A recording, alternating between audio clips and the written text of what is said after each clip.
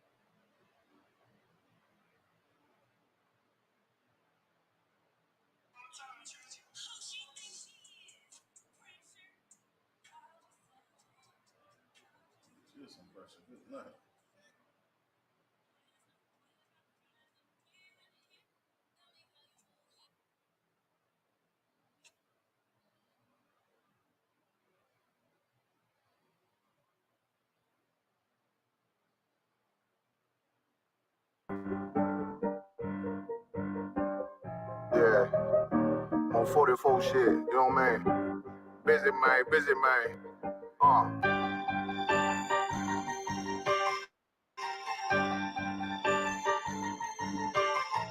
Look, when that shit drop, you step all the way on their neck, step on their neck and they head with that shit. Find it.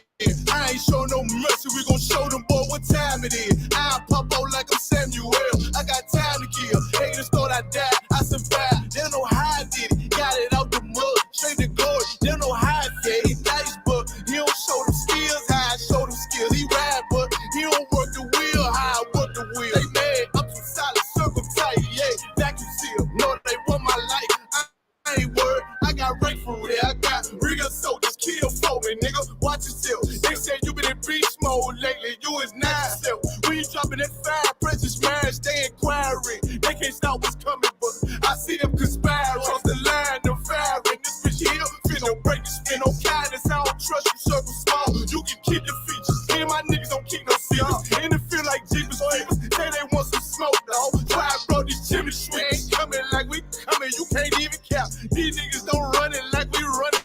Bitch, don't even start. Bitch, I'm with my niggas till the end, till them do us part. If you wanna leave, you can leave, bitch. Bless your heart, find me. I ain't show no mercy, we gon' show them boy what time it is. I pop out like I'm Samuel, I got time to kill. Haters thought I died, I survived. They don't know how I did it, got it out the mud, straight to glory. They don't know how I feel.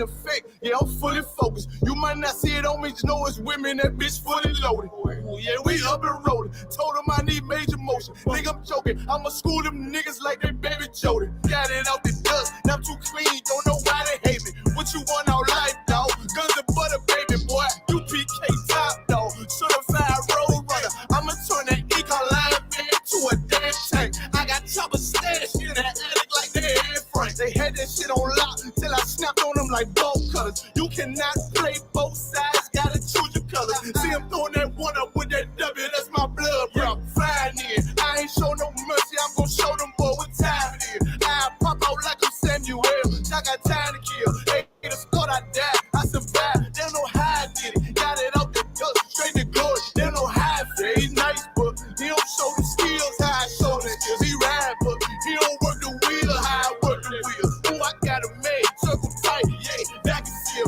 Said they want my life, I ain't worried, I got Ray for real. Dang! Killing motherfuckers. Stand over him. Shoot him in the face. Hey, listen, bro, you don't know me. I be this bitch tripping.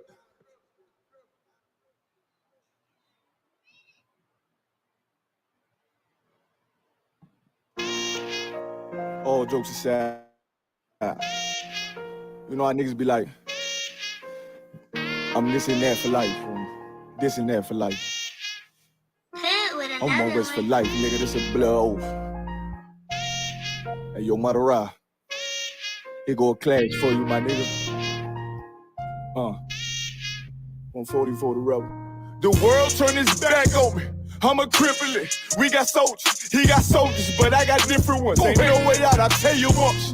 Don't pray for nothing, sin and curse. We can't forgive what's forbidden. Remain in them trenches. Trust in the Lord, but please forgive me for the times that I did.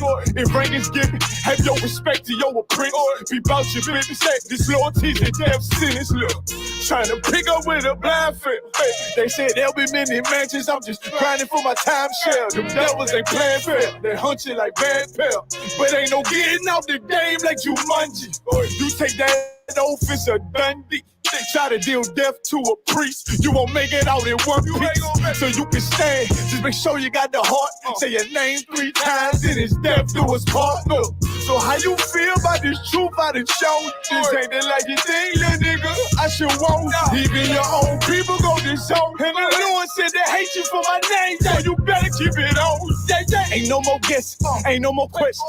Make sure my election till I'm tucked away like George Jetson. Murder for capital, now it's murder at the Capitol. The world in amazement, we like fuck 'em, raise it. I pity those watching life as it goes by. Be giving mercy in this life, I don't know why. In pump smoke, never try to.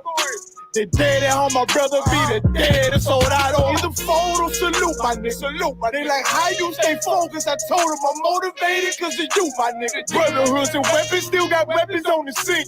Now I never do my niggas like Bishop did Raheem. Never mind in all beliefs, they under anesthesia.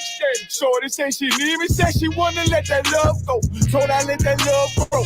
But if I bring you to my bed, that's a blow. So, how you feel about this truth I done shown? This ain't the life you think, little nigga. I should want. Even your own people go this zone. And the Lord said they hate you for my name, so you better keep it on. Yeah.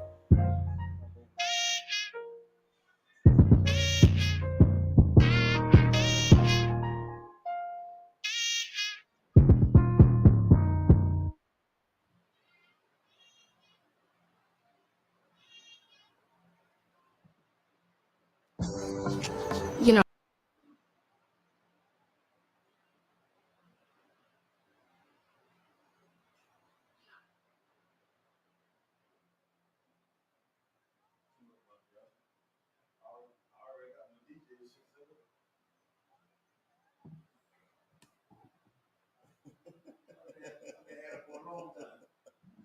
I just got to pull the trigger on it.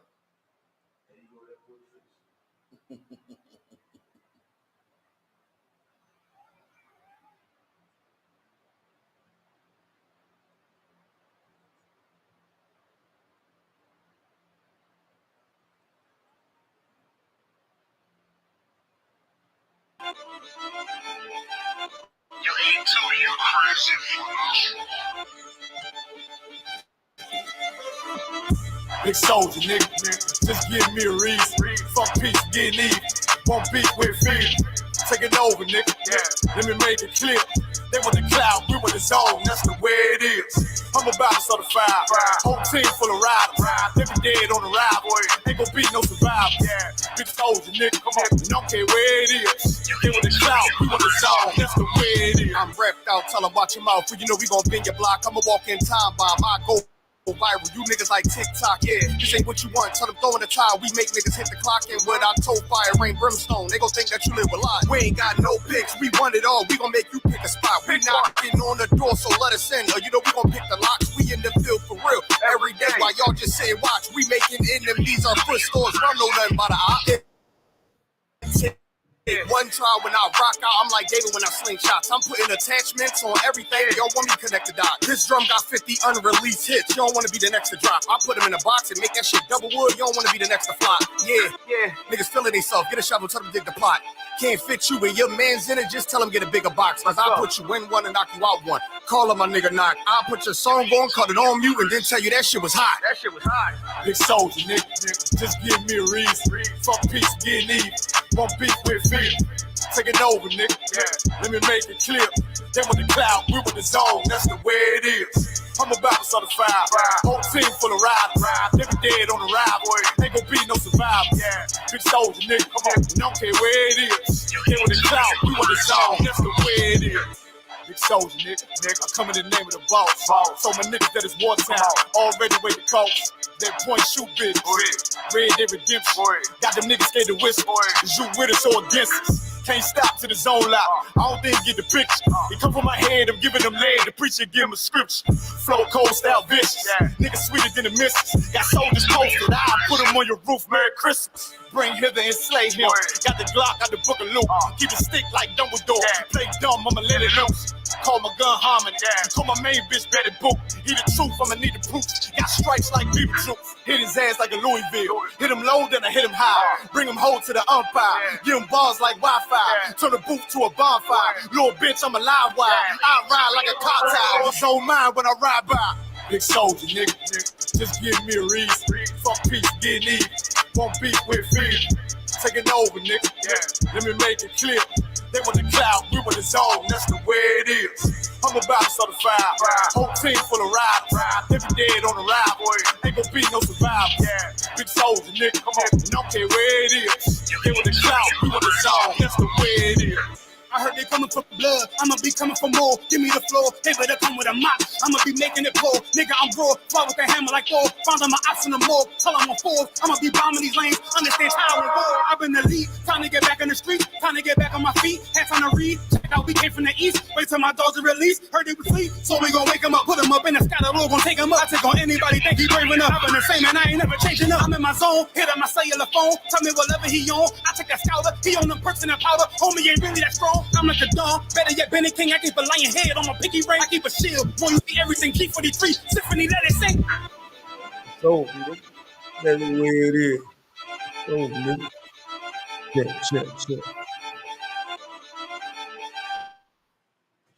Check. Can y'all hear me? Check. Can we hear you just fine? Can you hear us in Durham, sir? I can hear you Twab in Durham. Connor don't want concert.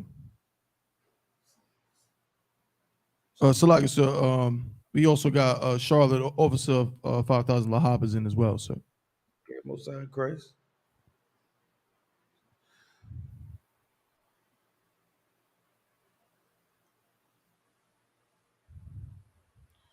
Who all in who's there with you that's in Durham, Mahayor? This is Officer Thabawan. It's myself, Officer Mahayor, Officer Yanazar, Officer Maya Shaw. He just had to step out real quick, but Officer Maya Shaw's here as well. All right, well, most high Christ. We got other brothers coming in. I think Trooper Akash Carr is joining us right now as well. All right, most high Christ. Let's get it on then. Let's clap it up. All right, once again, Shalom, Yahweh by Shemal Shah. Let's get it on there. Let's clap it up. To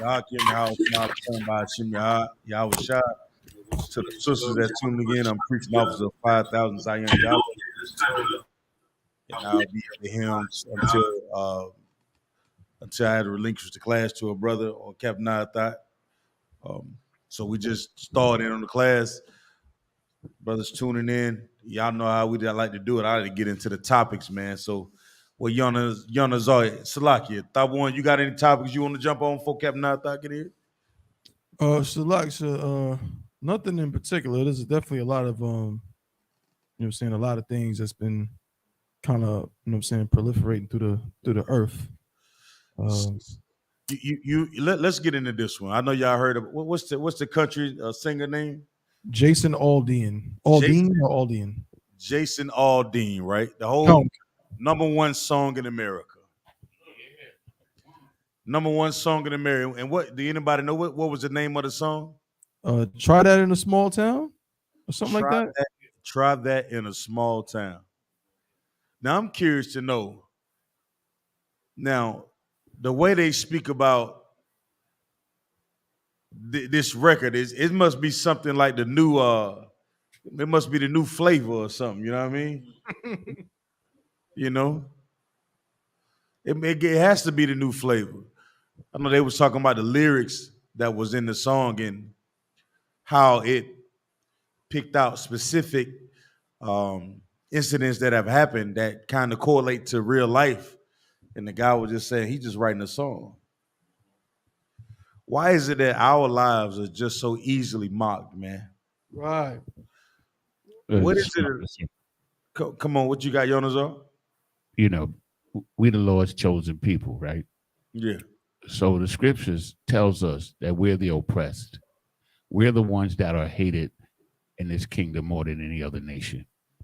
And so now we see over the past couple of months all of the new legislation and things that are coming down against us. And so now they have an opportunity to rally their troops in the form of music, so to speak. Like this is like the battle cry song right now for white supremacists, because they understand just as well as we do what they're saying in that music.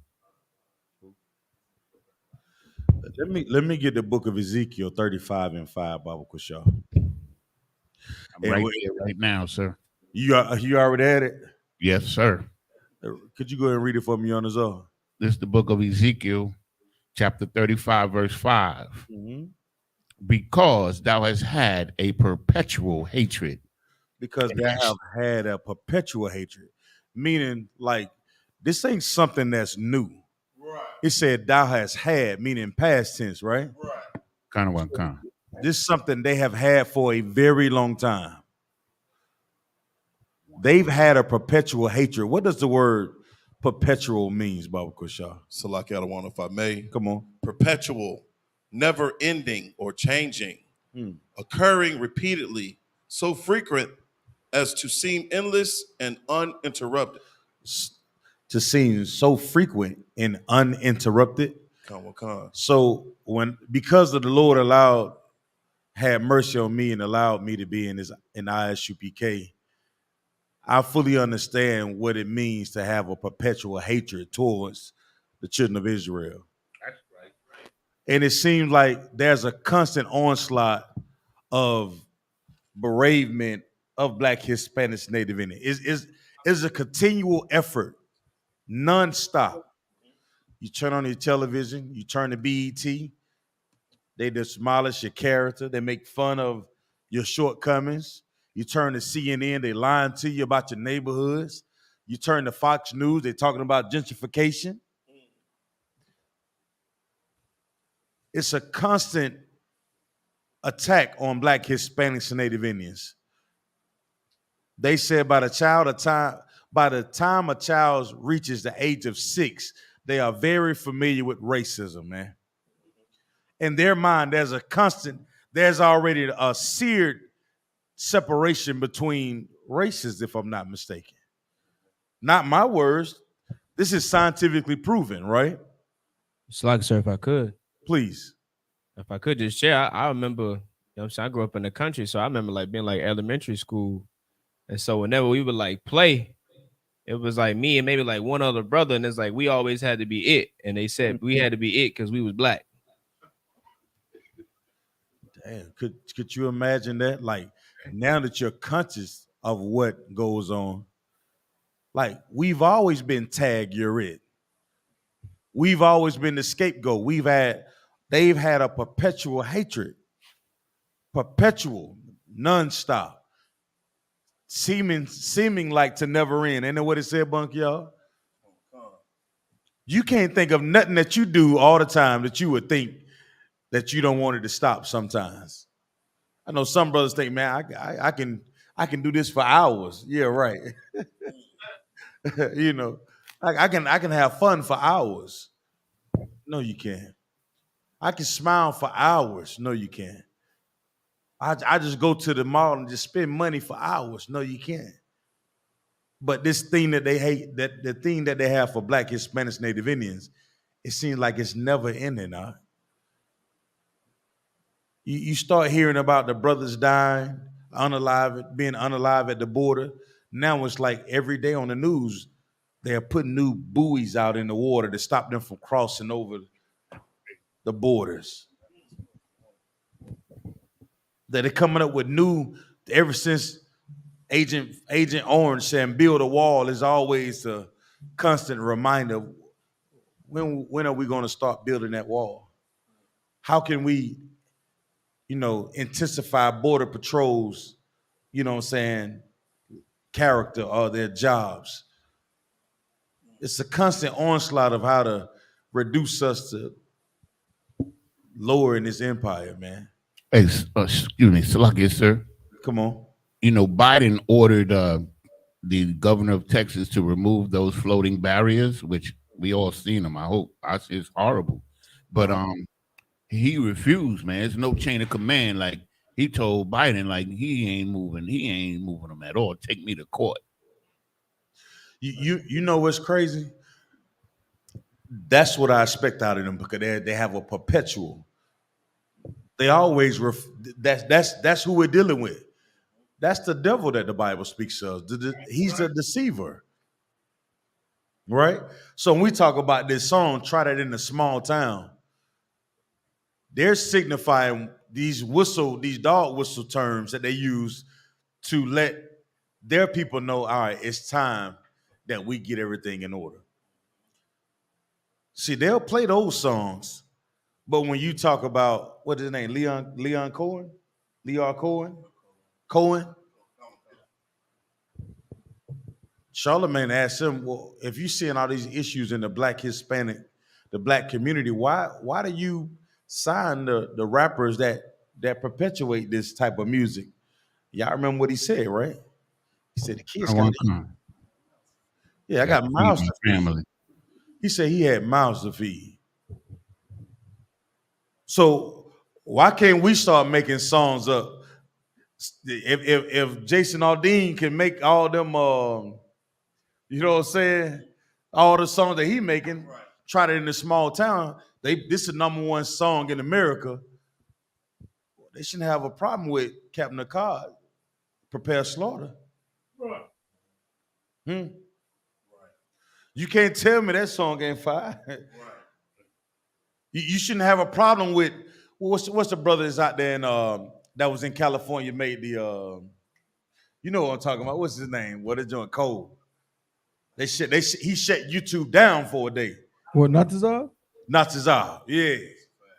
Shut it down. Why isn't that song on the radio? What's the difference, Hakim? What is the difference? What's the difference between Jason Aldean's song and our brother's song? I know my brother's song sound 100 times better than the crap that they're playing on the radio right now. Come on. What is it? This empire does not want us to have any gall, if I may, any type of dignity or essence of standing up for yourself, man. Standing up for yourself. That was another brother that who ignorantly said that slavery did us some good in his empire. That was another one that came out this week, right? How many more coming, man? Brother says slavery allowed us to have the skills that we have here in America, man. We was talking about this yesterday in class. I said, you could talk about Black, Hispanics, Native Indians like that, but you would not do that for the so-called Jewish man. You would not say that the so-called Holocaust did him some good. You wouldn't dare say that. I ain't heard it yet, Bunk, y'all. Huh? No. That's crazy. You can't even have Nazi memorabilia. Right. But how is it that they have tons of museums for African Salakia, for so-called African, matter of fact, artifacts that belong to the children of Israel in museums that they own and charge you to go into the museums and see them?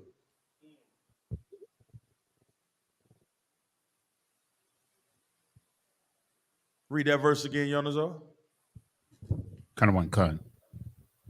Because thou hast had a perpetual hatred and hast shed the blood of the children of Israel by the force of the sword in the time of their calamity, in the time that their iniquity had an end. So somebody break that down for me. Break that last part down, Bob Kushaw. Who want to take it? I'll try it, sir. Please. It's saying at the end, it says, like, even like we done served our punishment already, man. We done served them in slavery. We done served all of the curses already, and they still want to kill us, man. They still hate us. They still want to kill us no matter what, even though we've served our time. You got that out of that verse? Come. Read the scripture again from the top. Let them know where you are. This is the book of Ezekiel, chapter 35, and verse 5. Because thou hast had a perpetual hatred and hast shed the blood of the children of Israel by the force of the sword. All right, stop right there. And have shed the blood of the children of Israel by the force of the sword. What is this saying? That they've been murdering us with weapons. That's true.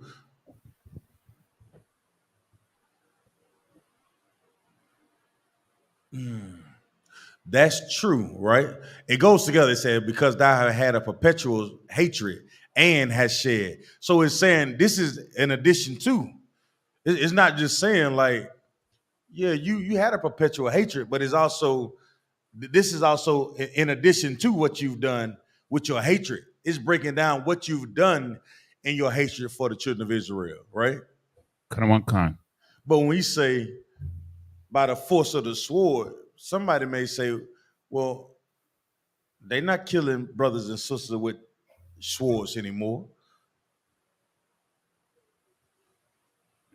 So what would be what could be all right, so it's what? The force of a sword. A sword is metaphorically a weapon, but it could be any kind of weapon. It could be drugs, biological weapons, man. They're killing us with these drugs, man. There you go. You know what I'm saying? It's whatever they're using against us. It's like the general said last night. He said, like, in that movie, they cloned whatever his name was, Tyrone. Yeah. They cloned Tyrone, but they never used drugs as one of the things that they're using against us, even though it's one of the main things that they've used against us to destroy the most of us. It's a word in that verse that I don't want to just glance over. It's a real heavy word, and that word is force, man. Force. Like you think about the things that have happened to Black, Hispanics, Native Indian. It wasn't by they didn't ask us for our opinion. The oppressor has dealt with us in a way that they never asked us what our opinion was. They never cared about what our opinion was. They come with the mindset of, I want it, I'm going to take it. It's perpetual. That mindset has not changed in this empire, right? by the force of the sword in the time of their calamity. What does that mean? It basically means we were at our worst and we were in our worst condition. Go ahead, Bunky. Salakia, to add on what Officer Good Night, forgot my brother's name, Yanazar was saying, it's almost like they have zero compassion. It's like kicking a man while he's down. You know what I'm saying? Okay, so what makes us down? Well, the fact that we have been disobedient, to our power. We've been disobedient so much so that, we don't have the protection that we would have if we were obedient. Yeah. Facts. So for it to be perpetual, you already got to be in the point where it's like the thing that you would have protecting you, it's not even there. You understand? For something to be repetitive, it already has to be, there's nothing stopping it. You understand? What's the word? Inertia? Right. Is that inertia where the force keep going until it meets some fighting against you? Well, at this point, said Black, Hispanics, Native Indians, because of our destruction, the things that would be the adverse or the opposing force is not even existence now. Our gates would languish. There's no separation of what's righteous and what's unrighteous when it comes to our communities, except for the pillar in the I.S.U.P.K. We are the buffer that are standing in between all the other nations really just having their way. You understand? And we stand with the Lord and fighting against this perpetual hatred, huh? But everybody else say that we're wrong and they're right. But not understanding when you listen to these songs, why are you really upset? Because you know that what they're doing is showing you their perpetual hatred towards you, towards us. You know, when they stand up and say slavery did Negroes some good, you know that there's a force that somebody's allowing these things to be said and nobody is coming up against it. Huh? Right. Nobody is becoming an adversary against what they say about Black, Hispanics, Native Indians, except for Commander Junior YAHANNA, man. That's right. And they doing this to the Pookies, Ray Rays, LaShonda, Taquisha. They making fun of all this in their time of what? Their calamity, man. They come in, they gentrify the neighborhoods at our time of calamity, man. Right. Every other nation, all the other countries have given up and say, you know what, y'all can all have free health care. Why is it so hard in supposedly the greatest nation in the earth right now? Why is healthcare such a damn problem for the poor and the sick? Because you know why? Because white society doesn't want us to have it, man. They don't want us to have it in our what? Time of calamity. That's right.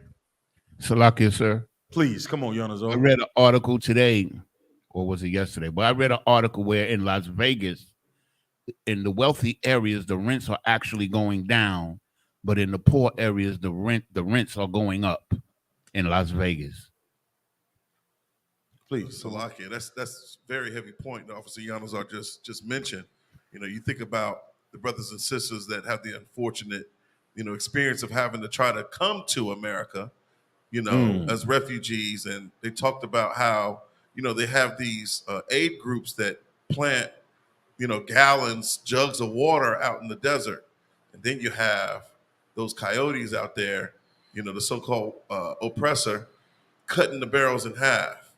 So not only do they not want them to come to America, they want them to die in the desert of dehydration. You know what I'm saying? So it's like there is no end to their hatred. Salakia. Damn, brother. Let me get Isaiah 5:20. This is what we're dealing with. This is what we've been dealing with as a nation of people, man. And they say all the time, like, Commander Junior YAHANNA don't know what they're talking about. The I.S.U.P.K is this. The I.S.U.P.K is that. They block out. If you wanna fight against crime in this empire, stop shadow banning our content on YouTube.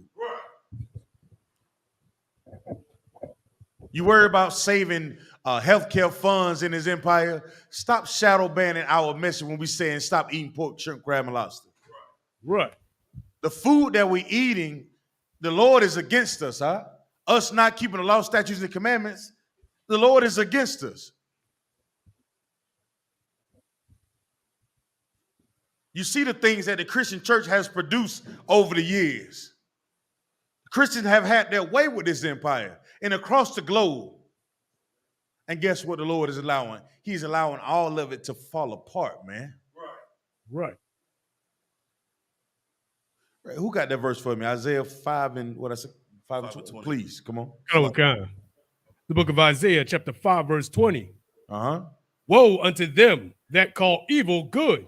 Woe to what? Woe unto them that call evil good. Are you sure that's saying what does the word woe mean, Baba Kushaw? It's like it's a great destruction. A great destruction to them that call what?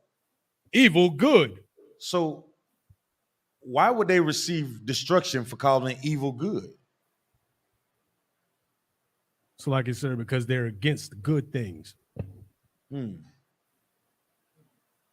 Okay, break it down. What you mean by they're against good things? So like I said, they're against good, which is, you know, the word of the Lord, his law, statutes, and commandments. Which is what? I'm looking for one word. Well, maybe two.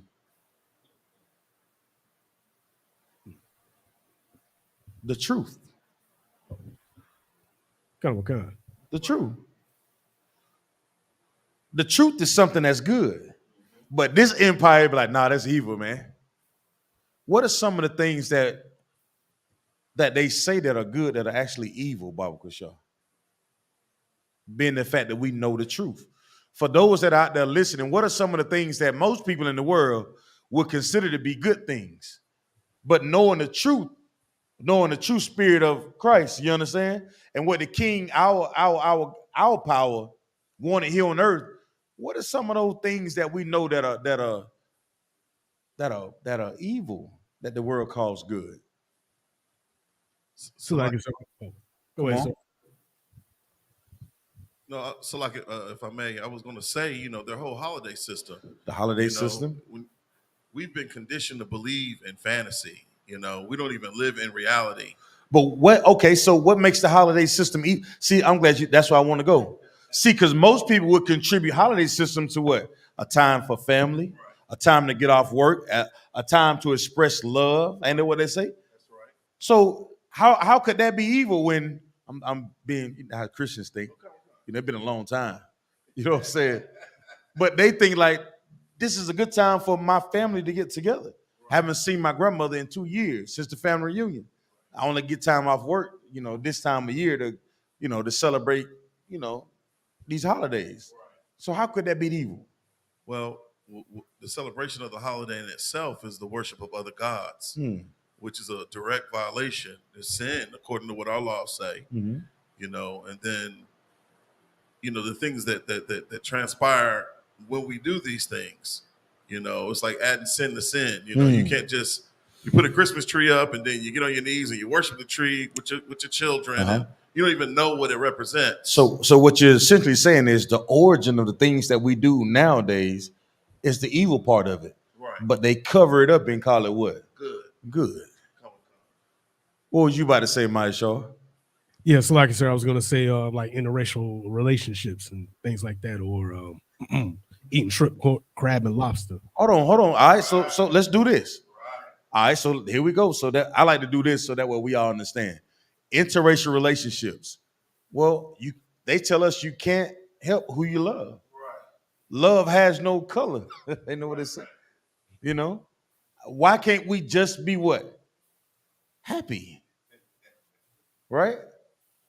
So now you tell me in the context of evil is good, what's wrong with interracial marriages, Maya Shaw? So like I said, because blacks, Hispanics, and Native Indians, God's chosen people, are a separate people, a holy people, to be, you know, amongst one each other, not with those other nations. Why? It's like I said, because we're chosen by God. We're not to mingle with those that call evil good.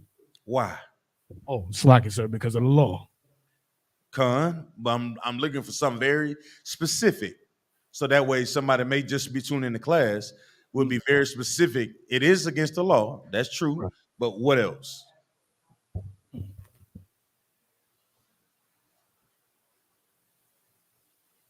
Because if you marry another nation, right? It said, give not your sons and daughters over to another nation.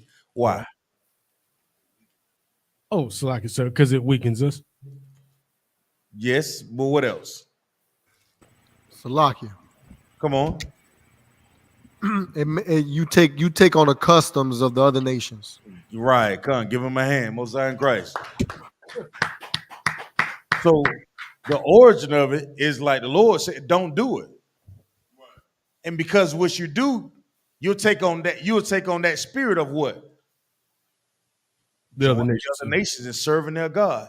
Even though the world said this is a good thing. But we know it to be what? A bad thing. We know it to be what? Evil. That's the what? That's the truth. And woe to them that say this is a good thing. They say, what was the other one that you were just about to use, Maya Shaw? It's like it, sir, the shrimp, pork, crab, and lobster. It's just food, isn't it? It's just food. I mean, what they say? If I was all alone in the desert and I was about to die and a pig walked by, you mean to tell me I can't eat the pig? So what makes the food evil, Baba Kashaw? It's like it, sir, because it's unclean, it's ungood, it's not good for you. It's unclean.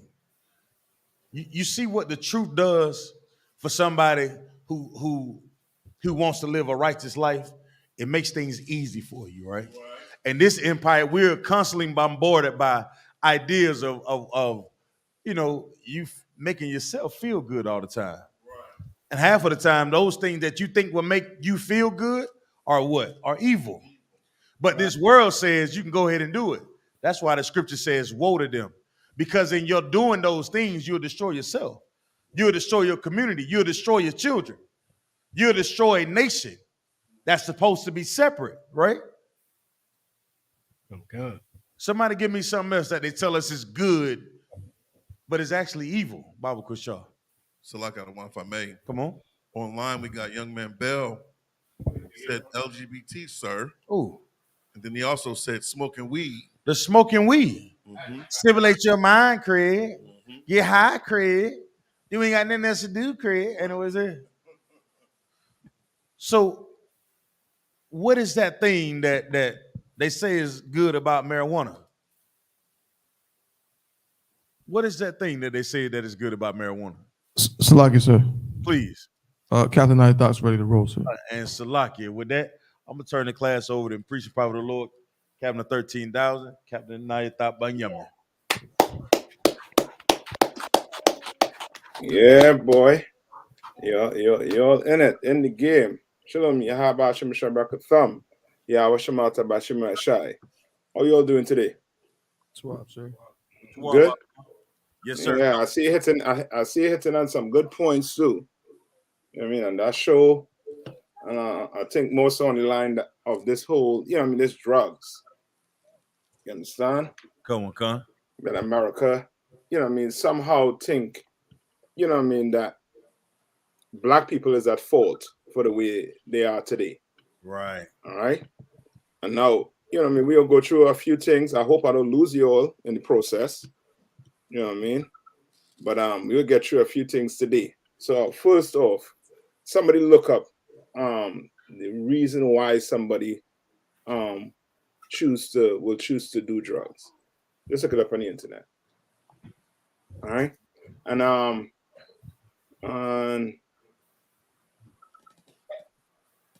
let's see. Copy. I didn't get to read through this entire what you call it again, article, right? Tab 1. But I'm send it to you and you can skim through it. Right? Like, the one you sent me, I chopped it up with the timestamp you gave me. Yeah, well, I forget. To what, brother? I send it to your email today. No. I saw it, but I say I forget. That is one of the things that make me, you know what I mean, want to do today now. Okay. All right. But I'll put something in the chat area, in the private chat area. Okay. So, like, I want, if I may. Go ahead. I have an article according to the National Institute on Drug Abuse.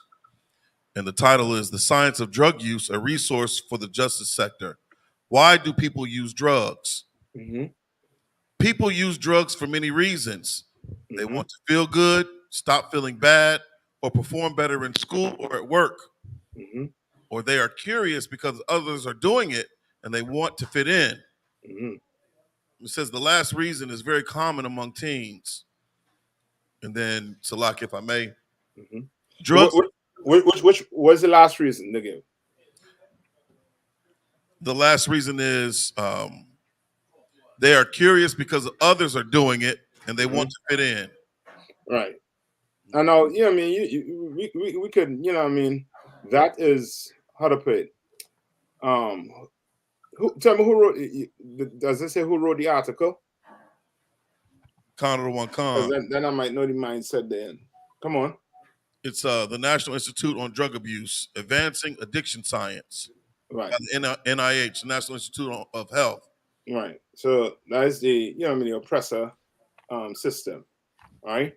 And of course they're gonna say this, but you showing movies and making it like something cool where, you know what I mean, actors are smoking weed. Right. Rappers are smoking weed. And now you're saying it's curious for them? No, you are teaching them to smoke weed. Right. To smoke marijuana. It's the same thing with the LGBTQ community. It's being pushed on the television, pushed in the schools, pushed everywhere. It's being pushed, which lets you know what? That this type of lifestyle is being taught. You understand? Right. Because a kid come out, you know what I mean? At what age a kid will know he's a boy or girl? You understand? If not for the parent explaining to them, this is you have this part. You understand? Turn the camera. Right? Come on. Understand? I think there was there's a news, something in the news also too, a while back, with the parents going off because a doctor asked his either 7 or 9-year-old whether he feels like a boy or girl, and he was pissed off. You understand? Because now you taking away what, you know what I mean, you taking away the responsibility of a parent, in other words. And now you're trying to push an agenda that the government is trying to push on black people. Right? Now,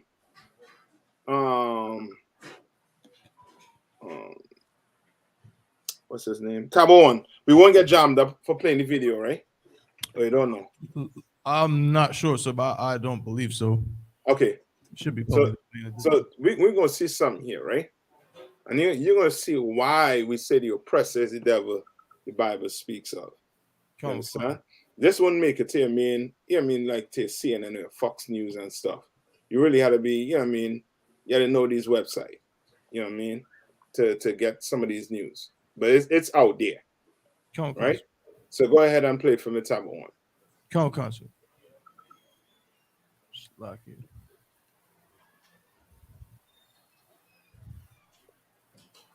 I know. Oh man, top one guy doing a ton of stuff, boy. I wish I had somebody else behind that computer too to help you out. All right, but we're gonna get it through. We'll take your time and we'll get it through. Okay, I got you. All right, so now before you play it, right? Now show them the article. Show them the article. Show them the article that I put in the private I got you, sir. Okay. All right. Now, what you're going to see is, you know what I mean, like black people had to stop blaming themselves for the situation and the position they're in. You understand? Not to say I'm giving them an excuse to do what? To do drugs. I'm not giving them an excuse to do drugs. But because you know what I mean, that our people, our nation is in this type of turmoil, because of drugs. So like me out of one. Come on. I remember a couple of weeks ago, I think y'all went into that on Commander Jenny Hunter's show, where the so-called Jewish man had honor courts, and they were saying that because of their condition, the so-called Jewish man was in during Nazi Germany, they couldn't necessarily blame themselves for the action that they was doing against their own people during that time. I think it was called the honor courts. Yes, that's correct. Yeah, you brought that back to memory for me. That's so correct. You understand? And they know you can't blame a people that have been oppressed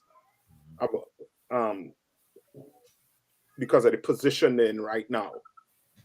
No, this article was what? What year was this written in Taiwan? So like I said, it looks like it was written 2 years ago in 2021. And what does it say? It says the no. Read the heading. It says addiction should be treated, not penalized. Okay. Now we'll get to this article. But no, play that for me, and then I don't think I could share my I might have to share the Kindle on my side with you, right? So you can see there's a book. I don't know if you all ever hear a book by the name of what's the name of the book? When Crack Was King. You ever heard about that book? I've heard of it, Sir Khan. All right. So we'll get through a little bit of that book also too. Right? So try and go back and forth. All right. So go ahead and play it for me. Now let's turn our focus to Afghanistan, where the Taliban look like they're actually up to something good. Last year, they banned the cultivation of poppy. That's the crop used to make the drug heroin. It was a major source of income for Afghan farmers, also a major source of funding for the Taliban. But they banned it. Now, on the face of it, the move seems like a rare positive by the Taliban, but the West is not happy with it. They're now raising an alarm over the shortage of the drug. Pause the Taliban. You all understand what's taking place here, right? You understand what is taking place here.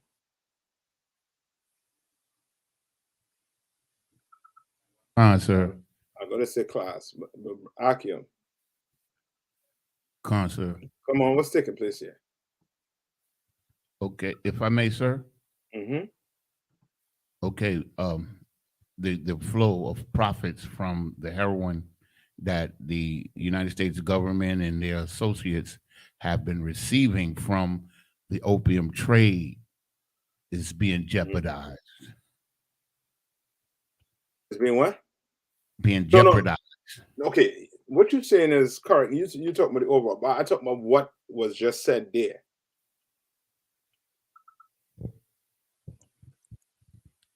The Taliban, which they had done this before as well, cut off the supply, and they trying to take some kind of. It seemed like they're trying to take some kind of moral stand as far as putting drugs on the market, because they know they're one of the primary sources of this particular drug source. So they want to maybe change their image and seem like they're doing something good for the world. Image. Boy, I wish it was the image. I wish it were the image. All right, I wish it was that. But Taliban, play that over one more time for us from the beginning.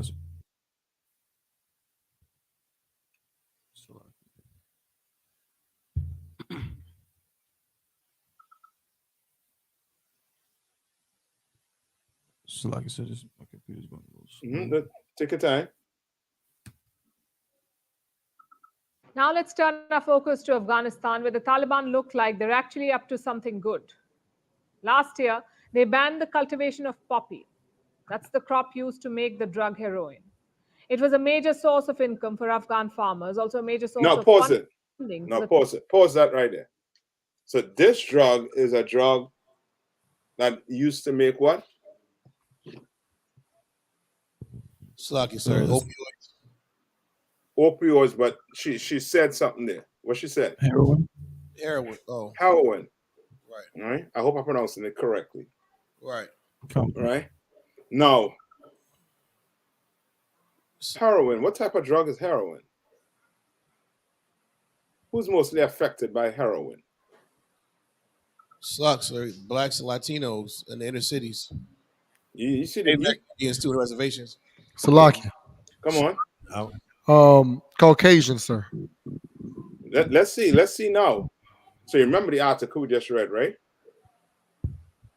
All right, the article when it say it should be what? Drug addiction should be treated as a what? Shouldn't be treated as a what? Should be treated as addiction, not basically as getting penalized, meaning as a crime. Right? Okay. No. The Taliban is putting an end or a ban on this leaving their country. Or this opium leaving their country. This type of drug leaving their country. Right? Now play a little more Tabo one. Come on, concert. Taliban, but they banned it. Now, on the face of it, the move seems like a rare positive by the Taliban, but the West is not happy with it. They're now raising an alarm over the shortage of the drugs. No, Akia. Not making this up. Pause. Is drugs bad? Kind of one kind. Kind of one kind. Salakia. Come on. Illegal drugs are bad. That's exactly what we're talking about. That's what we're talking about. This year we're talking about illegal drugs. I want to say illegal drugs. What kind of plant is this? The what? The poppy? Okay. All right. This type of drugs, is it bad for blacks, Hispanics, and Native Indians? Kind of one kind. All right. We don't need what? Statistics. Right? We just walk out the door and we can see it. You understand? Come on. I know each one of you have a family member was on heroin or crack or some type of drugs that that they're crazy out their mind. You understand? That's how bad it is. You understand? In our community. Right? And what does the Bible say about that? What does the Bible call it?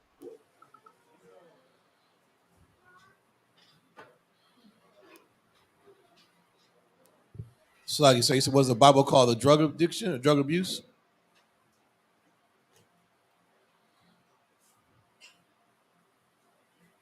Slaka.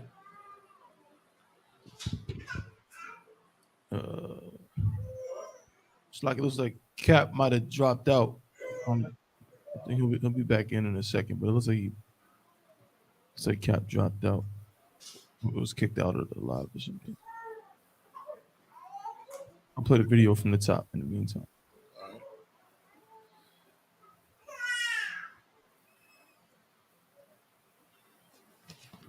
Now let's turn our focus to Afghanistan, where the Taliban look like they're actually up to something good.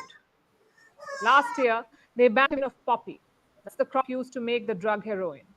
It was a major source of income for Afghan farmers, also a major source of funding for the Taliban. But they banned it. Now, on the face.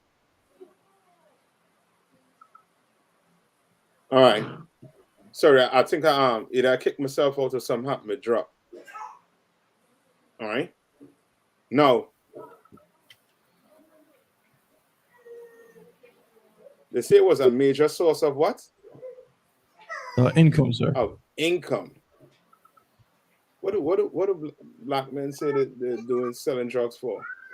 So, like, if I may, I think that was the what we say the opiate crisis that hit a lot of the pain meds come from the opium. That they put into modern day medicine. I don't want like a lot of the if I'm not mistaken, a lot of the cancer medicine. They put the opium in there for the patients to deal with pain, and they sell it. In the United States, the whole idea of them, the military was the one that were patrolling the opium. I mean the opium plant that was in Afghanistan. So there was a lot of they were doing a lot of lying. They were controlling it, but at the meantime, the people wasn't receiving any of the kickbacks from the U.S. controlling the poppy fields. That's what they're saying is bad for the economy, but the states, the military run those poppy fields now. Well, let's see. Let's see why the Taliban's decide to ban it. All right. But first, I think you all didn't hear me, but give me Exodus 22 on what? On what I'm looking for. 22 on what? Salaki, sir.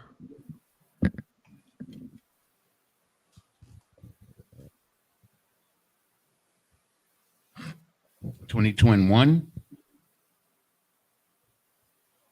Is that what he said? I think Cap dropped out again. I'm not sure if he's having some technical difficulties. Again, what was that scripture he asked for, sir? Salaki? Exodus 22, but I didn't get the verse. Cap. Salaki out of one you. Wait for Cap to get back in, sir. Just stay ready. He already got the scripture. If you could play the video. Yeah, play the video. Come. He didn't get the second. Cap is back, sir. Yo, I don't know what going on here, but what the hell going on here? Somebody trying to sabotage? Salaki, so you talking about the opioids? Yeah. Come. Good night. They're trying to sabotage me, man. It could be you in a small town, out of one. Ha! I hope not. Yeah. Salaki, sir. Go ahead. So you saying this article saying the Taliban is banning opium? Yes. You're gonna see it. I'm saying, you know what I mean? Come on. And this is, I mean, could I make a educated guess? Come on. They're banning opium because it's making their soldiers weak. You on it. You're on it because that's going to be the end result. So, Come on. Didn't the news reporter say something about the West didn't like it? America? Yeah, America doesn't like it. Right. America does not like what they're doing. All right. You know what I mean? And lo and behold, I would not be shocked if in the morning or sometime in the near future they're back in Afghanistan, claiming they're trying to eradicate terrorism. You understand? Come up with some enemy, because the Taliban, I think today also too, you can look it up, brother. They shut down all the saloons. They shut it down. All the hair salons, they shut it down. You said they shut down. What was that, Cap? You said they shut down the what? The hair salon. Hair salons. Yeah. Salaki from a mispronunciation. All right, but the hair salons in Afghanistan is closing now. So you can look it up by the time, or somebody could look it up by the time, and we just read it. You understand? No, give me Exodus 20. What did I say? I think you cut off before Exodus 22 and 18. 18. I got it, sir. Go ahead. Thou shalt not suffer, Salakia. This is the book of Exodus, chapter 22, and verse 18. Thou shalt not suffer a witch to live. You understand? All right? And that's the Lord trying to do what? Salaki, sir. Come on. What's the spirit behind this law? Stop drug addiction. Yes. Because drug addiction, you saw what it did to black people. It destroyed us. You understand? Martin Luther King came. After Martin Luther King, was it Black Panthers before or after? I'm trying to remember. I think it was just after Martin Luther King, right? I think that would around the same time, sir. Around the same time, but they survived after he died. Yes. They kind of clipped up more once he was killed. Yes. And then the drugs came and just wiped them out. You understand? That drugs and COINTELPRO came and wiped them out. You understand? That's why the Lord say what? Thou shalt not what? Suffer a witch to live. You understand? The Lord wants us to rather, what does the Lord rather us do? Like if you had to go to the extreme, what do you rather us do? Salakia. Mm-hmm. Die. Yeah. He rather us die than do what? Be drug addicts. What does it say? He rather us die than be a what? A witch. A witch, which is a drug dealer. You understand? He rather us die. So the CIA come to you and you, Ricky Ross, what you should do? What you should do? That's like it, sir. Mm-hmm. You should just stay poor in South Central LA and not mess with drugs at all. Yes. Why am I saying that? Give me the scripture where it say where it says the Son of Man didn't have a place to rest his head.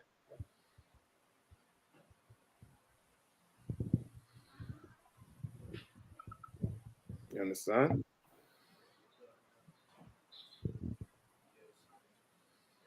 Now I'm going to the extreme because that's where you are going in here. You know that, right? Come. On here, one man. The rest of you all didn't know that?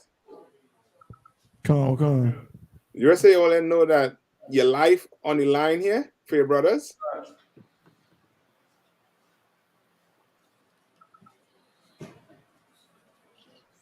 Akia? Come. Y'all didn't know that. Y'all better come on. I need a spoon. I better hear it. I gotta eat it with a spoon. All right? You ain't in here to this. This is not what the Boy Scouts. This is not that Christian purple group. You understand? In here, you could die serving the Lord. It's possible. You understand? Because of what you're saying, what you're doing. Like really understand what you're doing. Understand that you are putting it. What are you putting? I'm trying to think about the best way to put it to you. Give me 1 minute. You all find that scripture for me? I got it, sir. Hold on.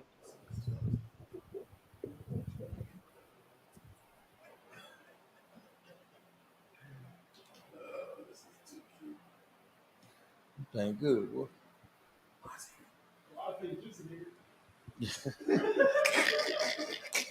Crazy, man.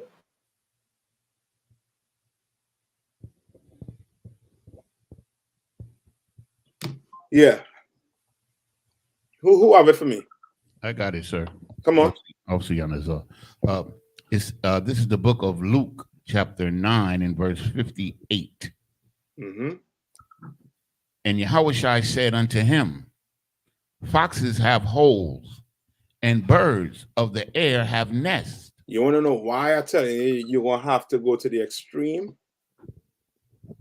Because this is what your king did. The king went to the extreme. Con, sir. Come. Yeah, he went to the extreme, man. Read it. Read and you'll see how extreme he went. But the Son of Man hath not where to lay his head. Meaning what? He homeless. Nigh on to being. You understand? He didn't have a home. Meaning he didn't own a what? A home. You understand? And for you to come and say, well, you know what I mean, my daughter had to eat, so I have to now go poison my nation. You understand? It's wrong. You understand? Okay. All right. Any more to that, Yaniza? Sir. All right. So that's why I tell you have to go to the extreme. That's why what you're doing in here is extreme. What you're doing in here, what are some of the things brothers and sisters say? You're in a cult. you're in a cold. You done lost your mind. Okay, no, pertaining to their life. Why they say, you know what I mean, they ain't coming in? The mystery reason why they don't say they're coming in. It's too extreme for them, if I may, sir. It's too extreme. It's too many rules. You know. A lot of times, if I could, sir, I mean, one of the excuses is not. It's like a broad excuse. It's not really like a detailed excuse. They'll just be like, yeah, you know, I'm gonna come to class, but I got to get myself together first. Okay, go to the root of it. They know they're coming in here. They got to change. Okay, get to the root of, you know what I mean, root of the issue. There's one or two things.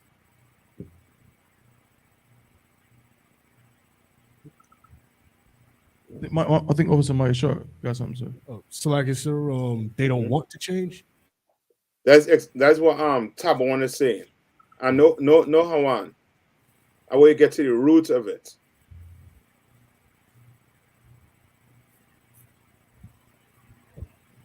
Somebody was saying it a while ago. Yes, sir. I think Tabon was borderline on one of the issues. Come on. It's like they don't want to go through the pain of what it takes to change. Like, you know, if I know I'm sipping lean, I know if I quit, the withdrawals are gonna kill me or it's gonna suck. Or I know I'm gonna quit smoking cigarettes. So it's like, damn. So what's the roots?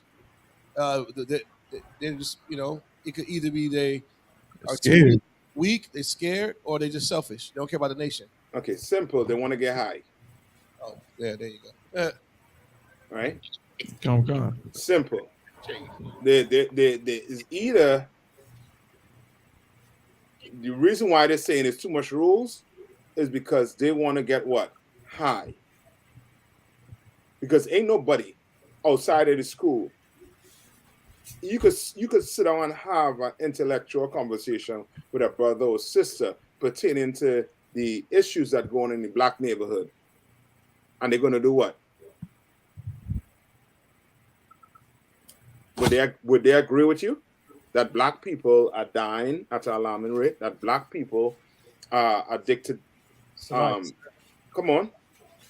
Like, you can sit and have a conversation, but nobody wants to hear it. Nobody wants to even try to understand it. Even though everybody sees it, nobody wants to agree with you that it's really happening. Okay, they will agree with you, but the mere fact that they don't want to see it is because they know if they see it, that means it's going to have to start with them, meaning they're going to have to put that blunt down. They got to put the lean down. You understand? And then the other one, what's that scripture? Give me a precept of what I'm talking about. Christ said it. Where he said that if a man try to save his life, he's going to lose it. Pull that for me. Right? So it's either he's going to get high or because of what? What's the root of evil? What's the root of all evil? The love of money, sir. Money. It's like, sir, I believe it's the book of Matthew 16:25. Yeah, when you get it, read it for me. Book of Matthew, chapter 16, verse 25. For whosoever shall save his life shall lose it. And whosoever will lose his life for my sake shall find it. That is your root right there if you want to go on why people don't want to come into the truth. You understand? Read that one more time.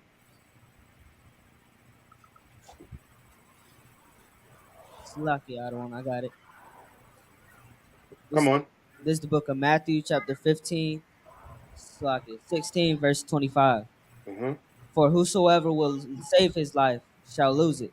Right. Whoever shall save his life. A brother that's trying to save his life is going to make every excuse of not to come into the truth. But he for sure ain't making that excuse not to get high. You understand? And he gonna make an excuse because he has to what? He got to go work for the so-called oppressor.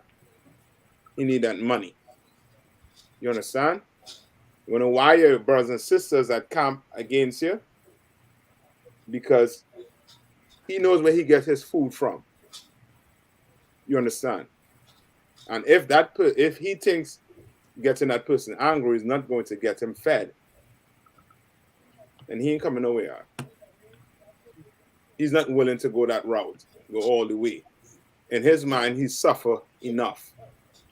And that's why when Christ went to that rich man, he could not do what? Lose his life. Well, yes, but he couldn't do what? He couldn't sell all that he had. Yes, he couldn't give that money up. He couldn't give that wealth up. You understand? He could not. And that's the root right there, brother. You understand? Them is the two main roots. You really get down to it, them is the two main roots to why a brother, So, you know what I mean? Come on. So, like it, sir. And now that you're on that topic, there was the Ak and we were coming from camp, and we weren't disputing nothing. We were just in that instant where Christ said that it was easier for a camel to go through the eye of the needle in one account, and one of the brothers was saying like that basically say it's impossible for a rich man, and then in the other account it says hardly will hardly be able to get into the kingdom. I'm paraphrasing, but the word hardly was used. I think in Mark and Matthew have two different ways how Christ said it. But I was trying to tell, and I didn't really give him the breakdown. I said, well, I'll ask Cap about the breakdown. Does that mean that it's impossible or hardly? Because in my opinion, and that's my opinion, you can be rich in Israel and still get into the kingdom. What gets you into the kingdom?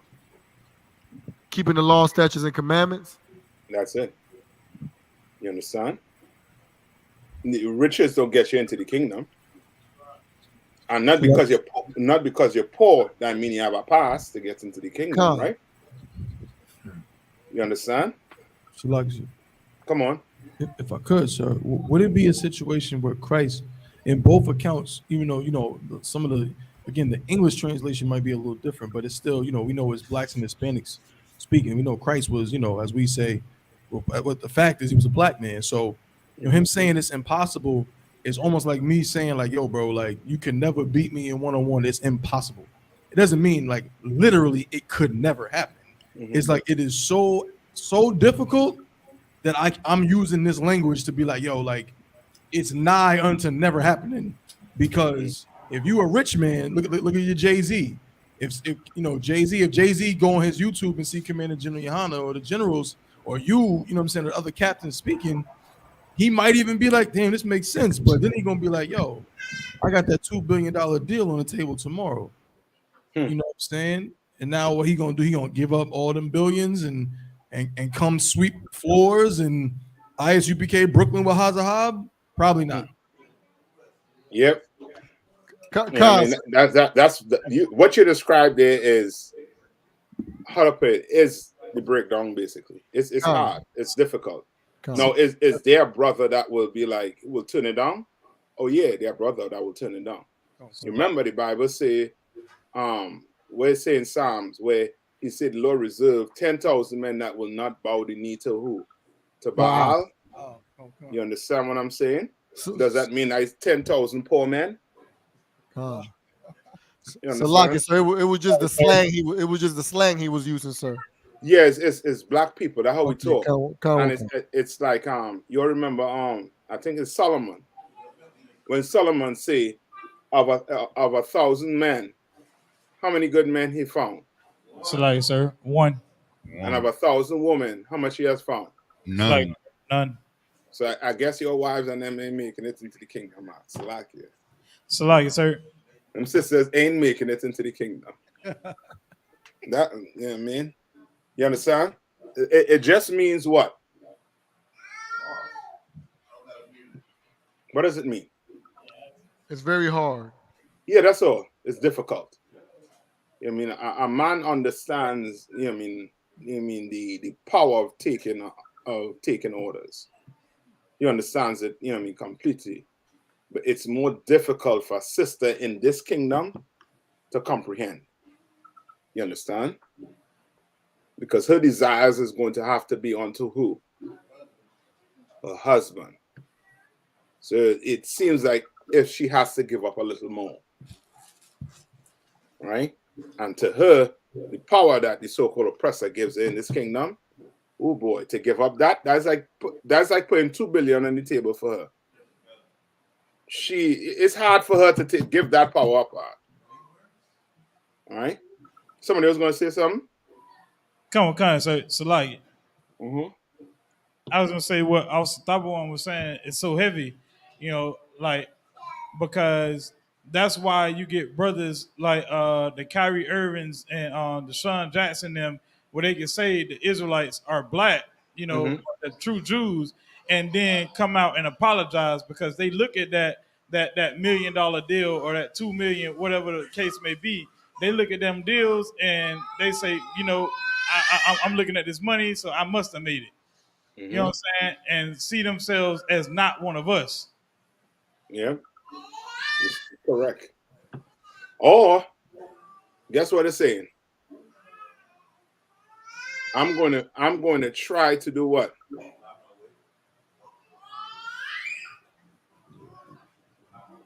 So like it's like buy my way? Not buy my way, but more so you ever hear people say, well, you have to work from the inside? Oh, con like them black police officers. Yep. You understand? Come on. And that's not how we do it. All right. So now let's get back to the video. Play the video from me. Play a little more of the video.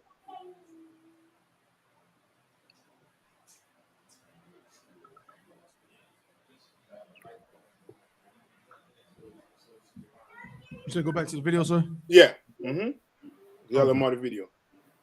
It'll be, I hope I don't think I have enough time to do everything that I want to.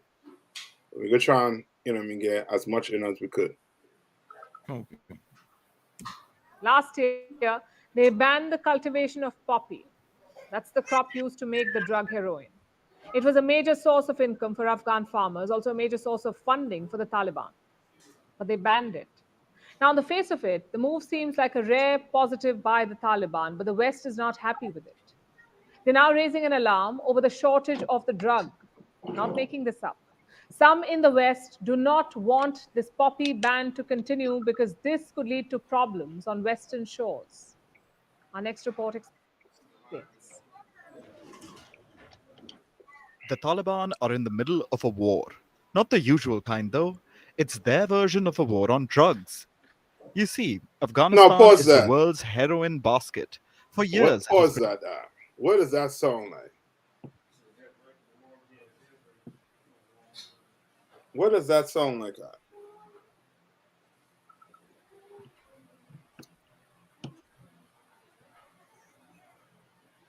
What does it sound like? Salakia. It sounds like the war on drugs here. Yeah. Yeah, you're right. You're right. I wonder if I could get it here, bro. Hold on. Play a little more tab one. I'm gonna see if I can get some here. Okay. Produced over 80% of the world's heroin. Good But last year, night. the Taliban put a ban. They produce over how much percent?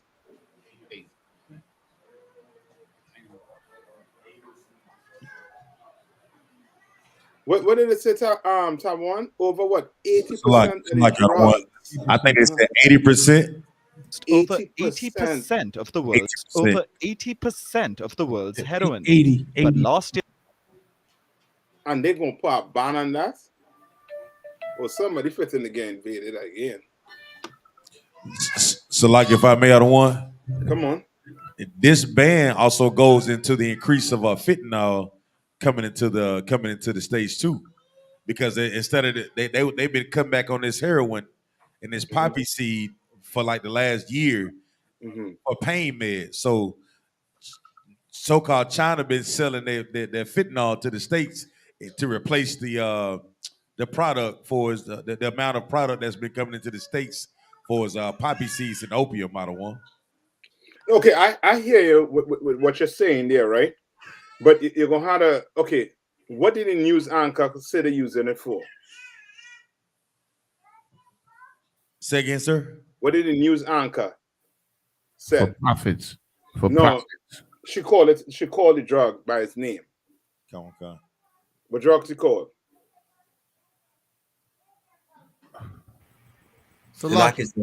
Heroin.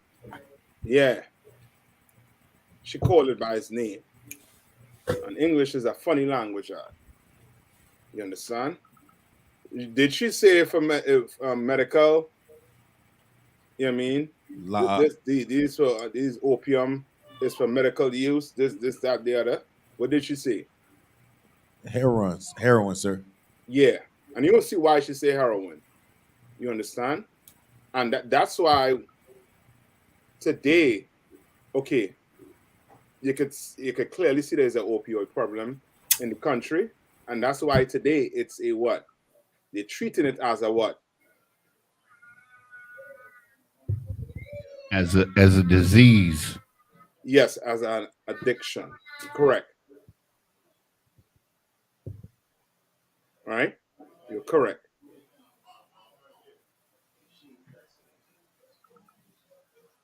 Right?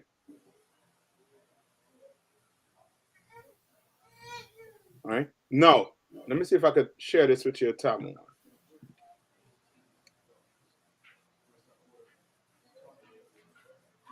Share screen. What do I want to share? The Kindle.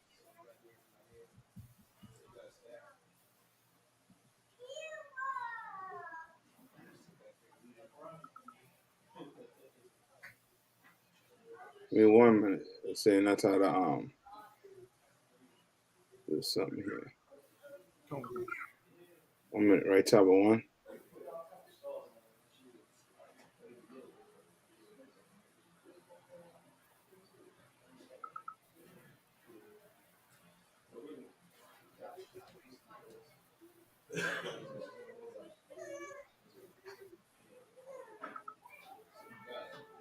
Man, I might never to share it with you.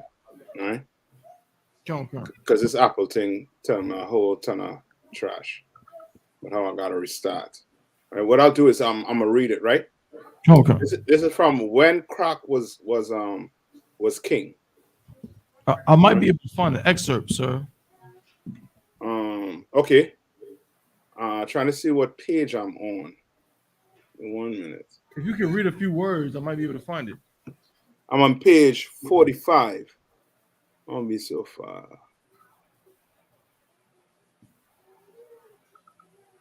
By Donovan Ramsey. Donovan. The name sound correct.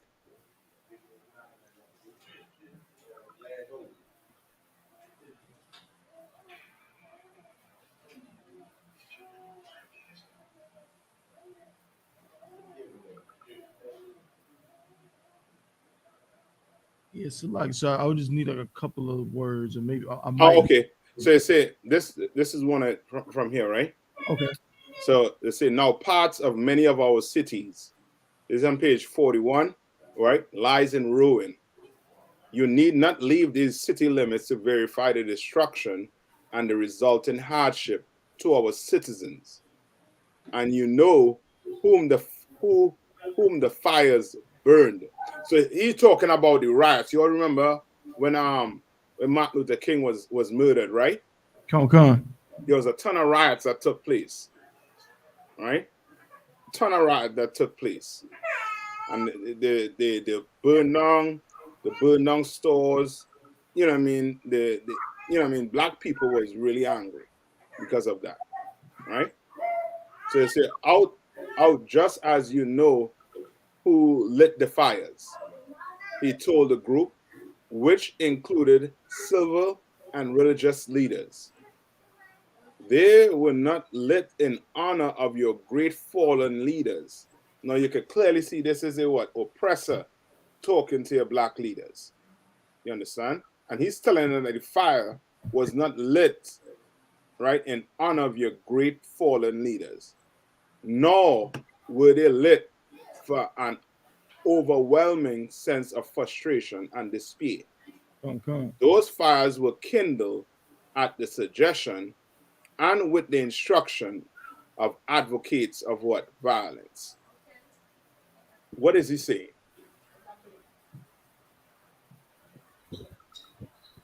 And this was Agnew, right? This was one of Nixon, I think was Nixon vice president. Yes, that's what he was. You understand? This came out his mouth, his filthy mouth. What was he saying? So, lucky, sir, if I may. Mm-hmm. He was saying like organizations like the Black Panthers and, you know, organizations that were about self-defense and about black people, you know, taking up arms were responsible for the riots. Yes. And we did not do it out of what? He said it wasn't out of? It wasn't out of anger or oppression or nothing like that. Yeah. Which is, you know what I mean, which is crazy. Like they just saw their leader killed, shot in the what? In the face or the head, executed. And he was trying to do what? What was Martin Luther King trying to do? Get us to love white women. No, I'm Salaki, sir. No, he was trying to get us to join hand in hand. Yes. With the oppressor. Yes. You understand? He was trying to get us to join with them, but then they kill him. So how could you come and make this statement? You understand? Top one, keep the thing up there for me, right? The video. Okay. All right, I'm trying to get it.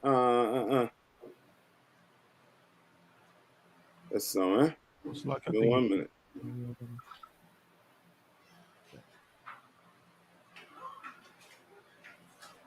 Where it's basically tells about the COINTEL.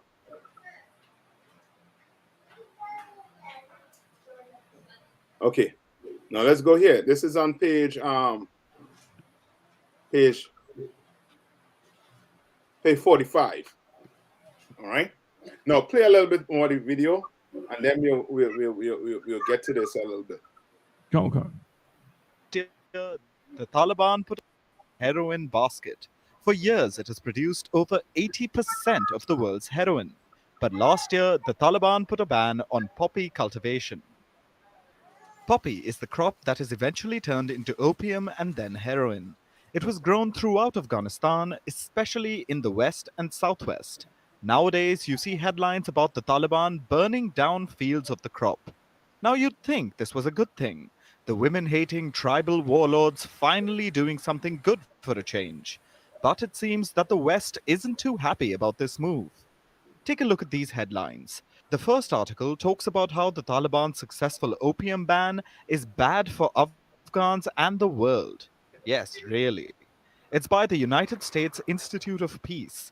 The organization is an independent institute founded by the US Congress, and it warns about the dangers of less opium in the world. Let's first look at some of the points raised. It says that poppy farming has helped Afghan farmers survive the chaos the country regularly goes through, that forcing them to move to other crops would bring more hardship to the small-scale farmers. It would also widen existing inequalities. Rich farmers could hoard opium harvests and sell the crop at a higher rate when supplies dry up. The poor farmers will be at risk. They could resort to selling assets like livestock to make ends meet, leading to ruin in the long run. This sounds like a humane argument. It considers the plight of poor Afghan farmers. But let's look at the other pause side. Pause it. No. You all okay? Are you all understanding what is taking place here?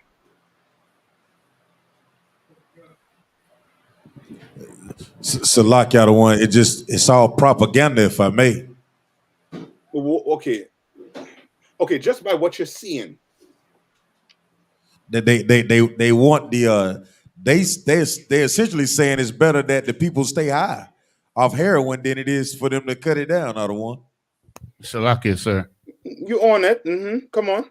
It seems like they're in favor of the rich farmers cultivating the crop and oppressing the poorer farmers to sell other crops.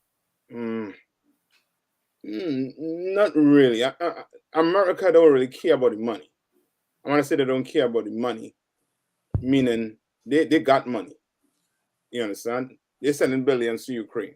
So like y'all the one. I was gonna say that they coming up against it because they want people high off heroin. I don't want. They don't want to stop the production of heroin at all. But okay, what you're seeing there,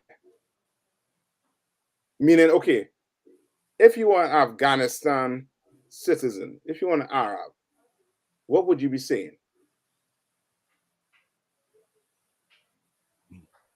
Slacky, sir. Mm-hmm. Basically, you'd be saying, okay, well, I can't survive without selling this opium. No, remember they put a ban on it.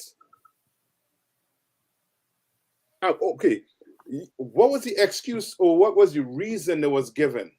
What was the reason America was given? So like they were saying that if they were to cut it, like the people would have to resort to other forms of agriculture outside of the heroin production. Yeah, other forms of income. Come on. Right? Meaning they may have to work harder for their money. Yes, sir. They may have it may result in them doing what? Selling their land. Yes, sir. You understand? So they're painting that they could be living like who? Just to put it in a nutshell, living like who? Like black people. They're trying to paint a picture. You're going to suffer. You understand? Your people are going to have to suffer. You're getting money, easy money. Tons of money getting poured in there for that opium. And they say they turn that opium into what? Heroin. You understand? They ain't saying they turn it into morphine or what? Or what's the other drug? Percocet. They ain't saying that, and it's not saying that. You understand? They say this opium is turned into what? Heroin. You understand? Right? Now, if you are an Afghanistan person, what would you say about your leadership?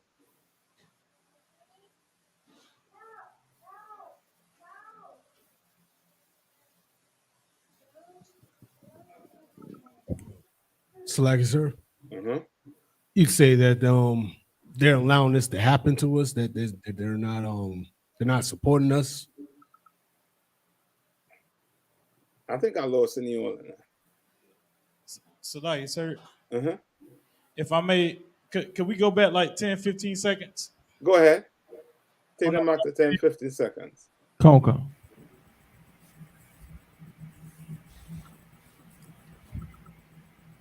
Dry up, the poor farmers will be at risk. They could resort to selling assets like livestock to make ends meet, leading to ruin in the long run. This sounds like a humane argument. It considers the plight of poor Afghan farmers. But let's look at the other side. Almost 3.5. Right. Come on.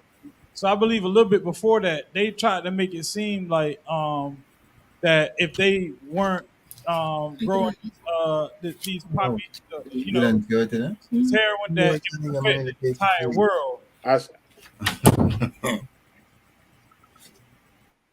Go ahead. Ash, just mute him for now. Tabon, you had the thing. I'm sorry, I did so. Okay, so go ahead.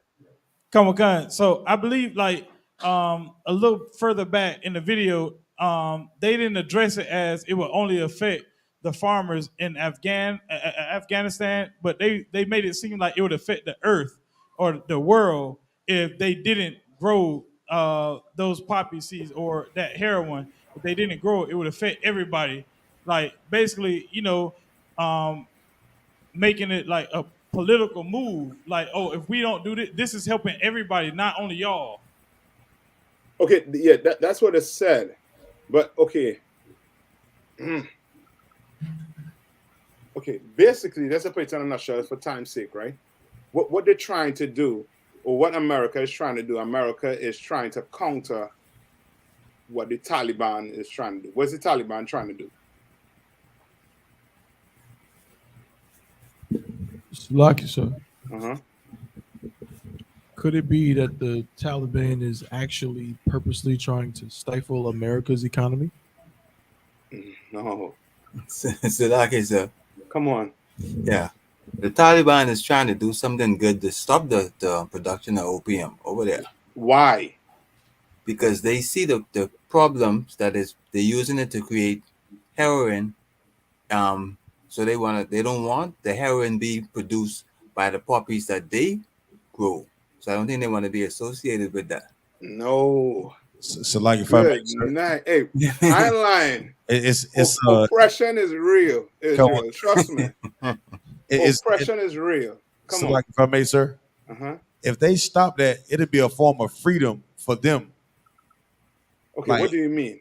It's like because they are relying on the people to give 80% of their heroin to the U.S. So it's like you're becoming a slave to their drug. I mean, to the No, you are thinking too deep. This ain't deep. Salaya, sir. This ain't deep. It's right in front of your face. Salaya, sir. If I may. So they will be trying to stop it because all you have to do is look at what drugs did to the black community. And okay. They don't have to look at the black community. Salaki, sir. Are they just trying to raise the prices? No. So like I don't want. Is it their by them not relying on other forms of resources? It's no. Okay, no, that's not it. Why do you go out on the streets and tell black people they should stop selling drugs? They should stop doing drugs. So why like do you do it? Just answer that question and like you'll answer this question. Yes, well, because we believe that God. Well, we believe in the Most High's law, and it says that thou shalt not suffer a wish to live. So like, sir. Come on. Because we care about our people. Yes, because you love black people, Akim. The Afghanistan, they remember, what does the Bible say about our leadership? Our gauge language. Meaning what? They're weak. We don't have leaders. We don't have strong leadership. The only strong leadership you have is Commander General YAHANNA. You understand? That's the only black strong leadership for black Hispanics and Native Indians. That is not the Taliban. The Taliban actually does what? They care about their people. They love their people. Even though the earth have to suffer, not the Talibans, not their people. Because they see what they didn't even have to look at black people. Play tab one. Go back about 10 seconds and play it. Okay.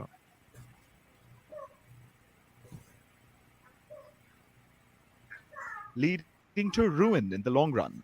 This sounds like a humane argument. It considers the plight of poor Afghan farmers. But let's look at the other side. Almost 3.5 million Afghans are addicted to opium in some form or the other. That's about 10% of the population. The drug is wrecking lives, more so since the Taliban took over in 2021. After all, a lot of people turned to drug abuse to cope with the horror of the Taliban's return. Pause it now. So while the plight of the farmers is... Do you all understand now? Can't and one can't, sir. Oh, clearly you understand now. We should have just let the video play, Cap. No, and not just let the video play. That okay. Because we're in oppression, we need the video to play out. Okay. You understand? If you was in oppression, you would see the reason why they're doing it. You understand?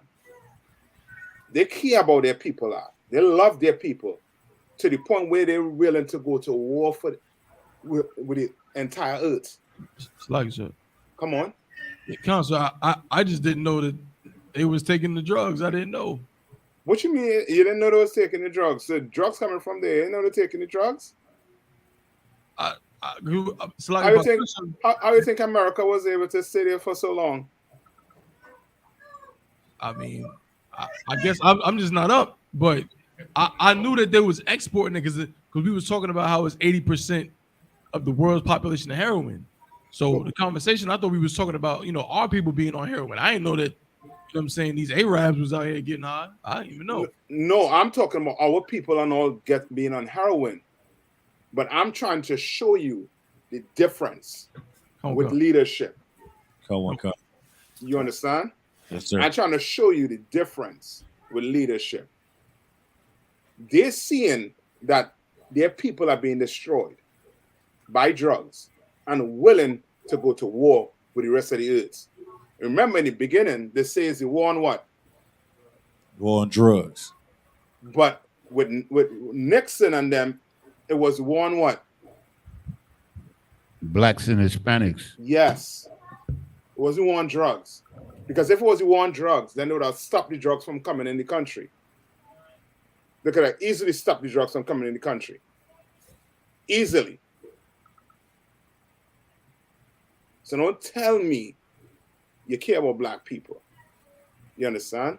And the mere reason, remember, everything they do to us is really a study and a type of research they're doing. And when they do it to us, guess what they do? What did they do after they do it to us? What happens after? They try it on some other persons. Not other persons, but other what? People.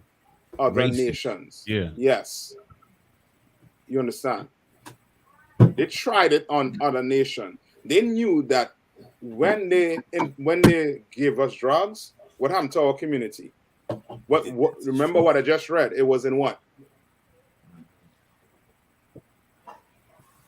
It was in shambles.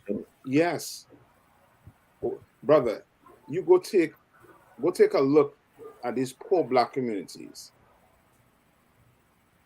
It looks as if a bomb dropped in that area. That's how bad it looked. You understand? And you will see people walking around like what? Like zombies. You ever see somebody on heroin? How they look? Come. How they be leaning over. You know what I mean? Reach this close to the ground arc and ain't touching. This close and ain't touching the ground. You understand? You pat them. Hey, wake up. They come to the senses a little bit. And then after what? Less than a minute, they're back what?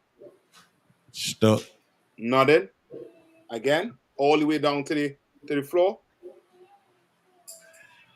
You understand? Right? Now, my question to you is, if black people have to give up selling drugs, have to give up being on drugs, how do we take care of each other?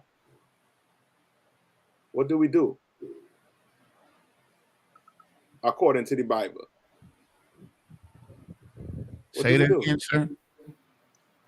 If we stop, right? Because remember, black people say what? The kingpin. What does the kingpin say? What the drug dealer say? He says like, if I could, sir, He says, like Biggie said, you know what I'm saying? Just trying to make some money to feed my daughter. You understand? Or he trying to get rich quick, right? No, you take that away from him, right? Remember what America's telling them. You say if you take this type of livelihood away from these farmers, what's going to happen to them? What's basically going to happen to them? They're going to have to sell their land and cattle. So meaning they're going to have to be what? Poor. You understand? They're going to have to suffer. Right? Yes, sir. But they're not like us. They understand what? They understand Taliban Brotherhood. You understand? Come on. No, we understand the Bible Brotherhood. No, give me this. Give me the scripture. Hold on. Give me Proverbs 14 and 31. Right? Now before we get to Proverbs 14 and 31, right? What page I say I was on? 45? Okay, I'm forgive me. I'm trying to my eyes messed up.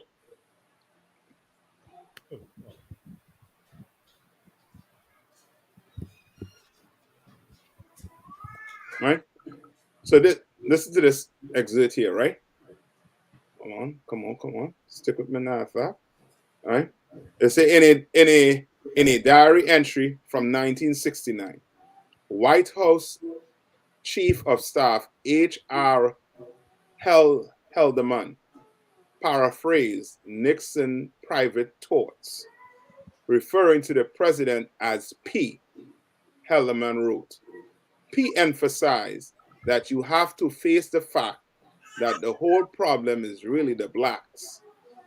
The key is to devise a system that recognizes this while not appearing to.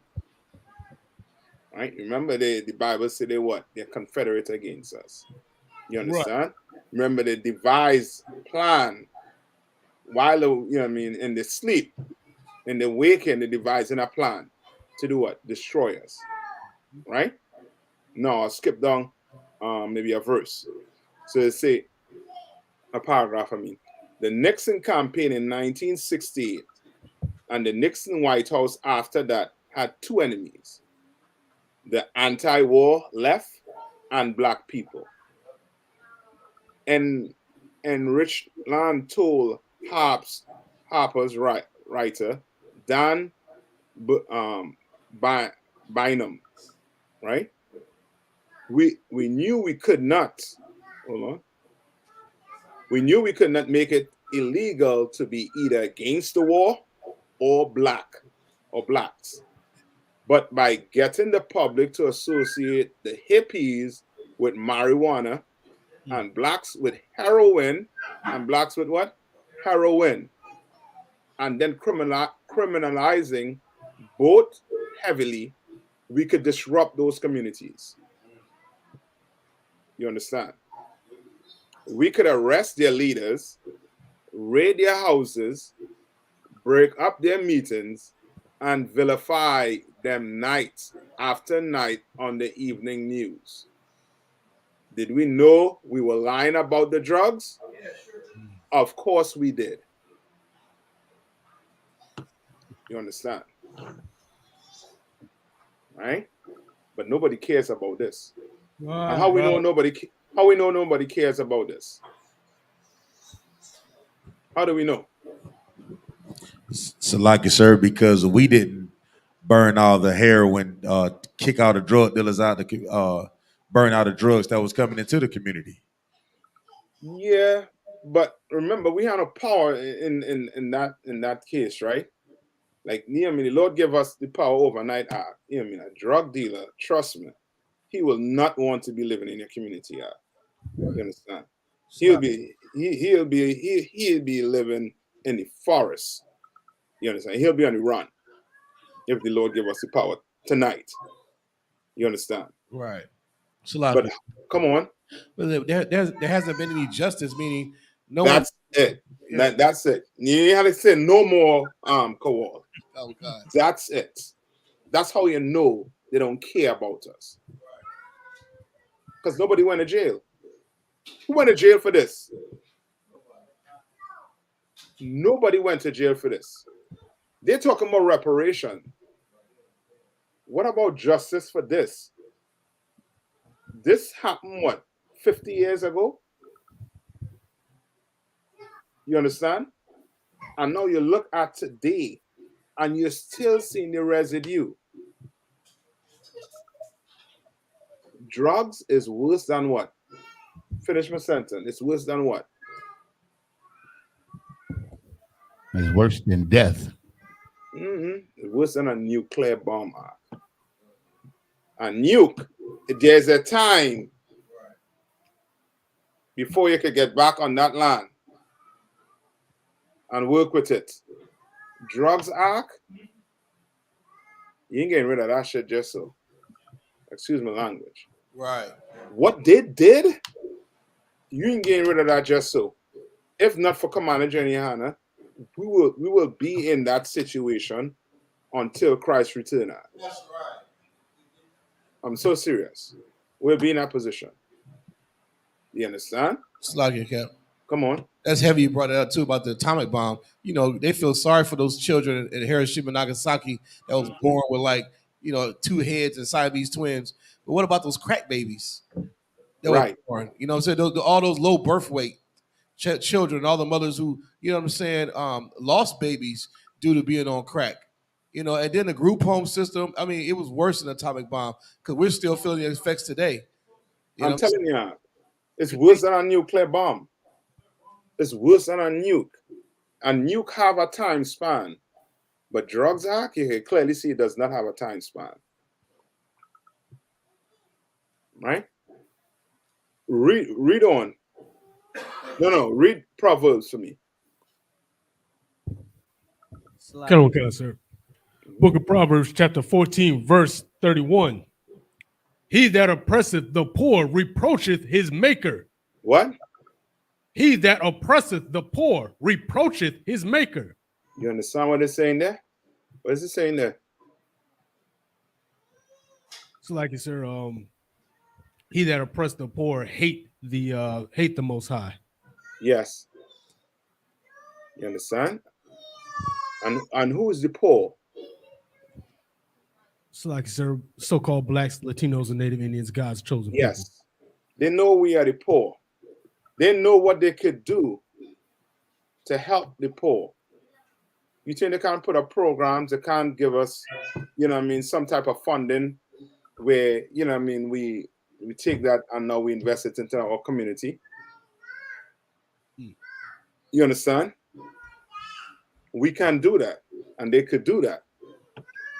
But guess what? They do not want to do it. Right. Right? Any more on that? Verse 32? Come on, sir. Slight, sir. You want to finish 31? Yeah, finish 31. Come. But he that honoreth him have mercy on the poor.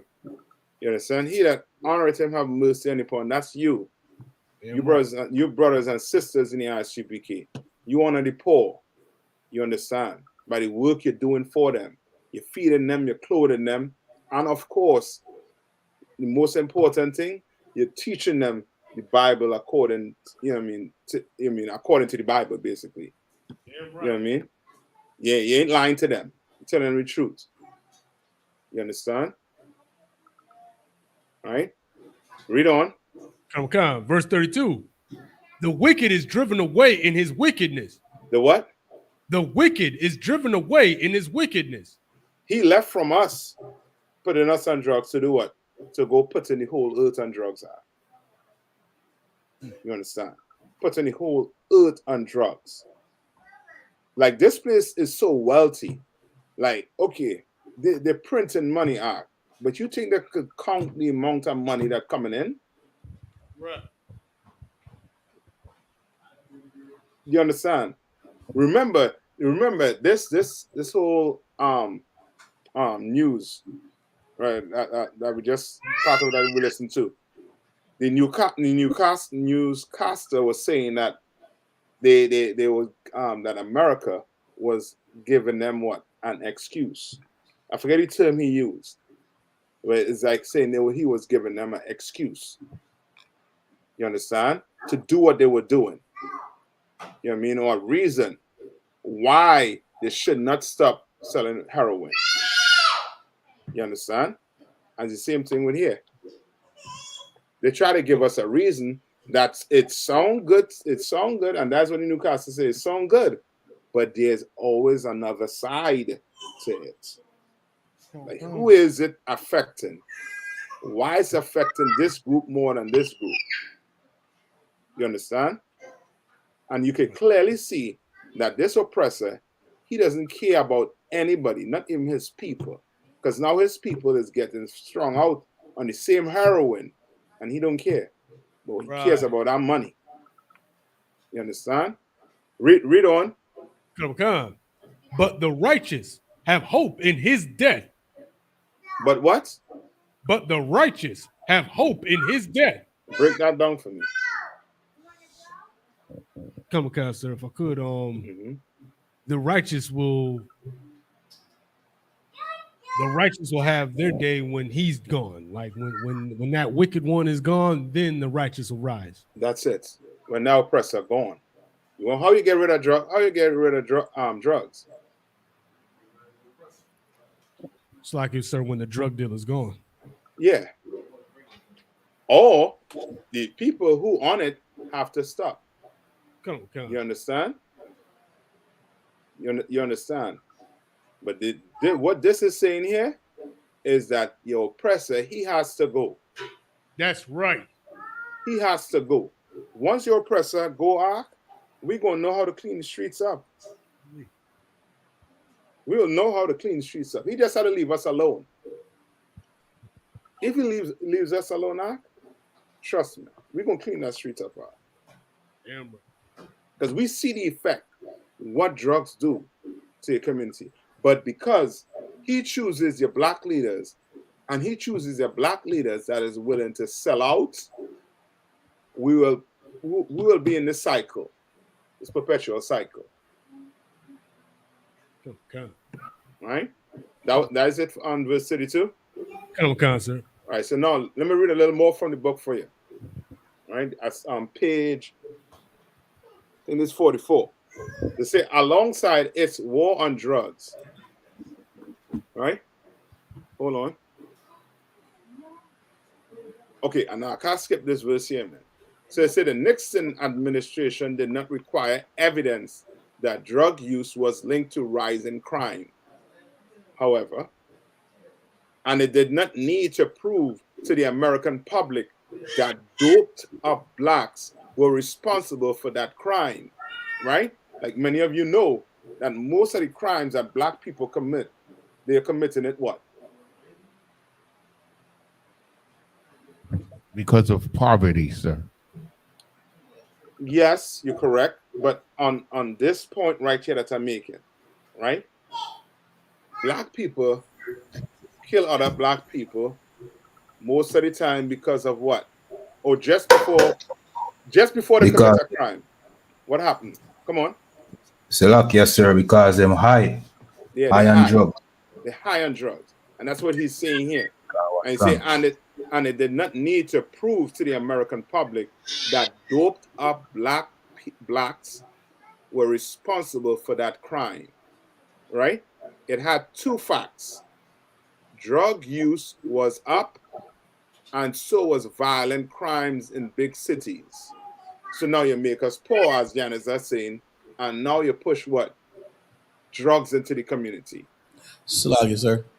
Come on. That's so heavy too. I think it was a few years back when Chicago had like one of the most bloodiest summers when all that drill music was going crazy. One of the doctors said that it was a trauma surgical doctor when the brothers would come in shot from gang violence or whatever. He said almost 98% of them were high off some drug already.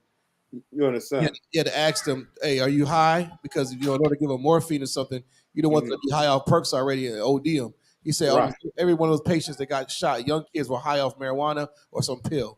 98% of them. You understand? So you know the nigga that shot him was high. Yes, correct. And that's what it's saying. And they know it. They know it back then, and they know it right now. Salakia, sir.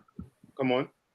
And I know you're on this point of like hard drugs like heroin and stuff like that, but I met Greensboro police narcotics detective, right? And I mean, like I had a big conversation with him, and he pretty much was just kind of revealing things, just talking out his ass. But really, he was telling me that, and I know we don't sleep on it, but those are hard drugs. And I was thinking like, well, I asked him, I said, man, well, what's the murders? He's like, I'm gonna be honest. He's like, most of the murders in the Black and Hispanic community, he's like, they're not even related to like cocaine or heroin. He said the majority of the murders are weed related. So I don't know how, I know like we like the weed is like, they don't look at it as like a real severe drug, but it causes a lot of damage. No, and okay, I think you misunderstand what I'm saying too. I'm putting weed in it also too. Okay, Khan. Drugs on the whole are. You understand? Drugs on the whole is destroying the Black community, the Hispanics and Native Indians. And when I say high, I'm not just saying high off a crack. I'm saying high off of weed, Percocets, whatever they're on, they're high. You understand? And it's a drug, right? And of course, as he said, they're high. And it's a problem, right?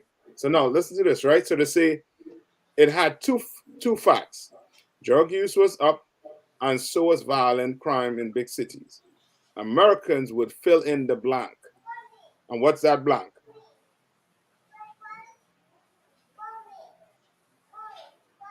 What's the blank?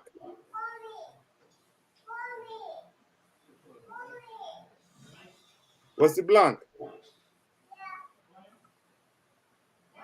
You want to go ask Jason Aldean what's the blank? What's the blank? So, right? The blank basically is Jason Aldean. What Jason Aldean say? Come try this in a what? Small town. Yeah. Who is he talking to? Talking to black folks. Yeah, we just filling in the what? Blanks. Yeah, the blanks. And that's what he's saying. You're gonna have to fill the blanks in. Well, if the majority of the crimes is in the black neighborhoods, drug use is up, then what should happen?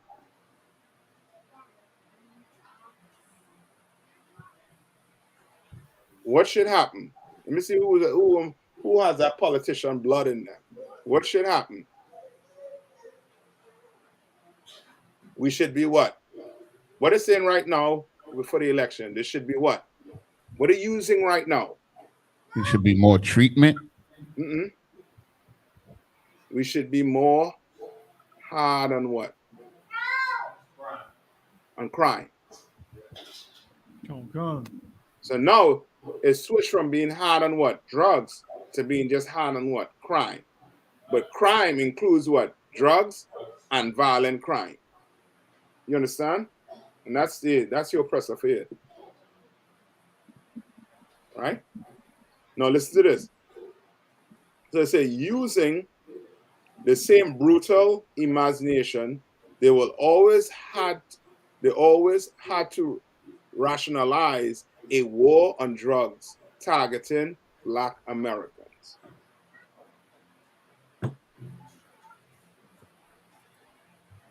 Right? Targeting Black Americans. Right? Now, do we have poppy fields? Do Black men have poppy fields? Do we have, do we have land to grow marijuana on? Do we have land to grow any type of plant, the cocaine? We have any land for that? No.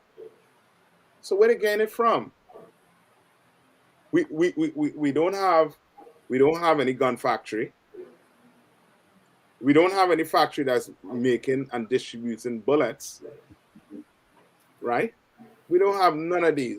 Where are we getting it from? And guess what? We poor.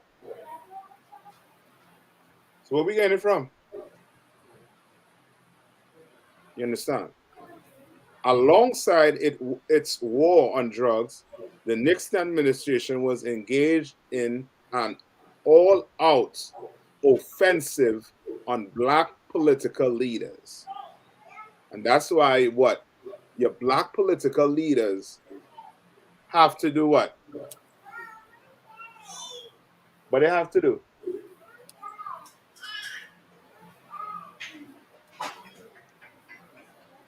What do your black political leaders have to do?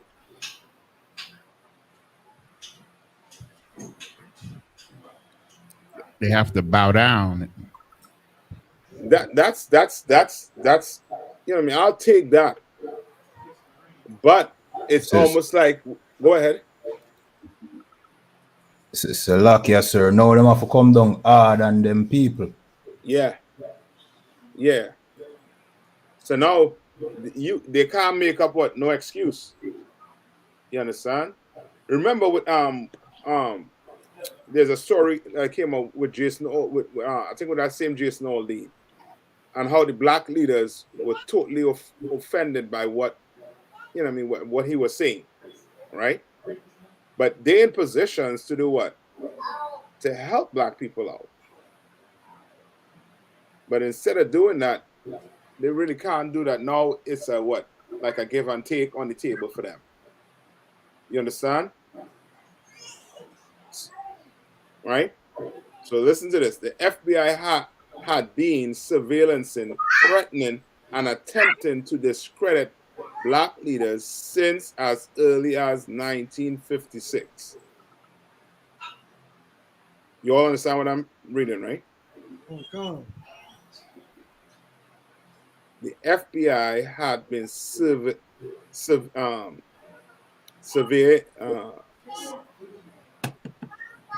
what's that word?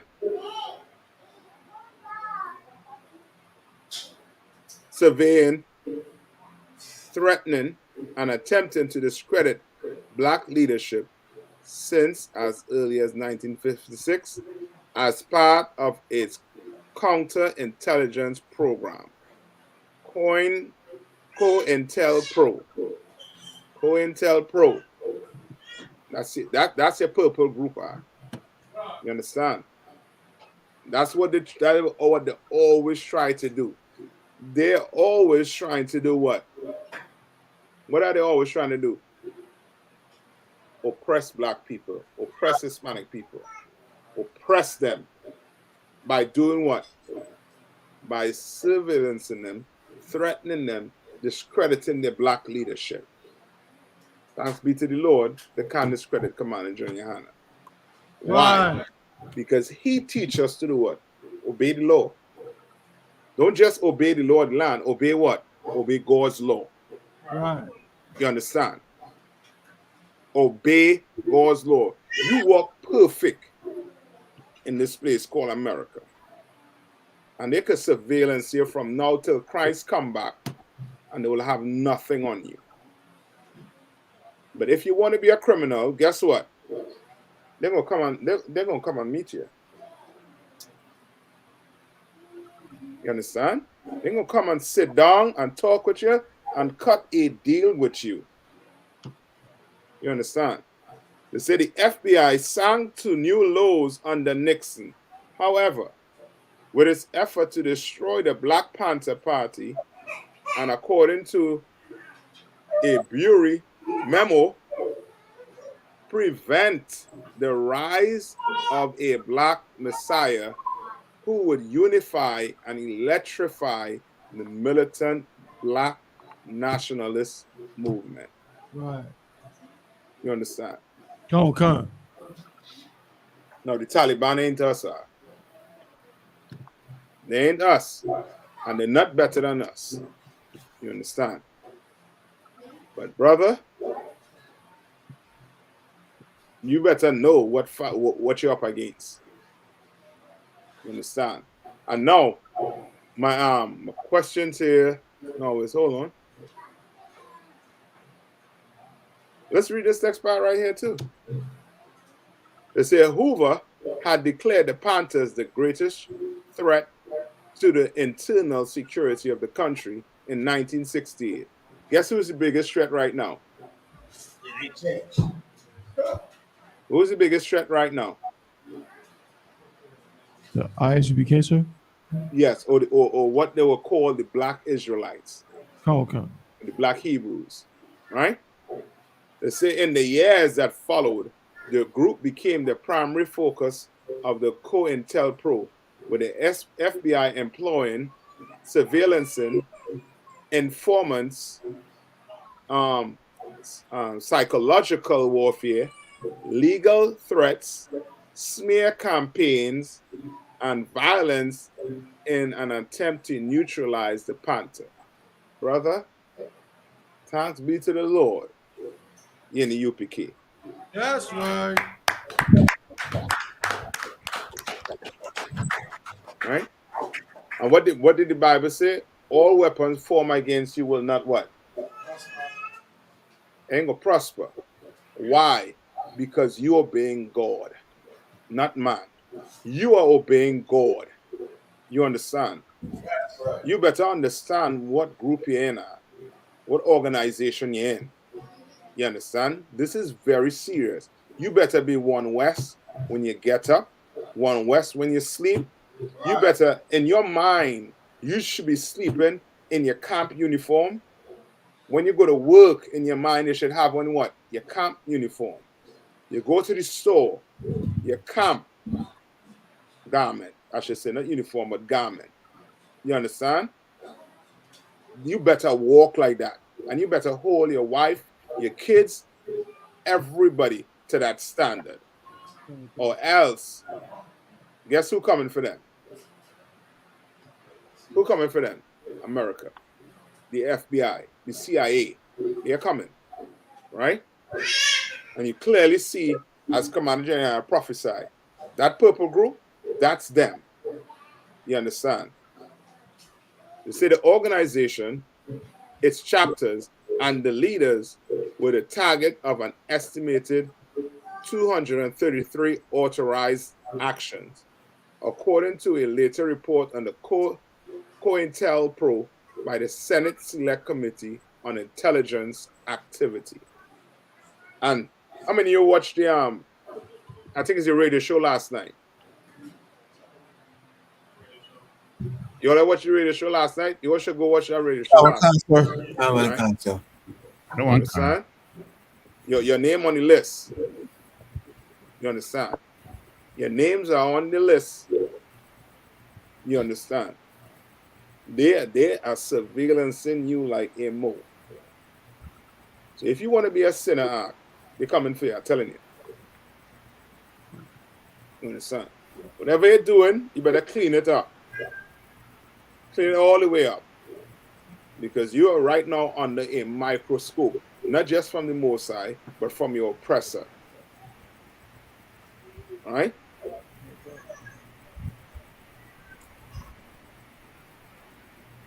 All right, let me see.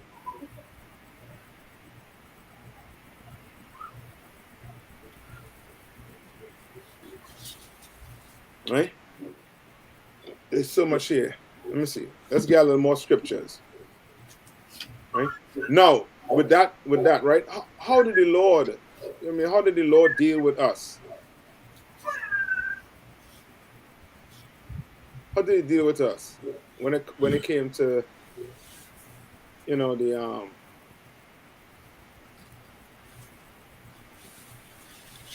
Sorry, sir.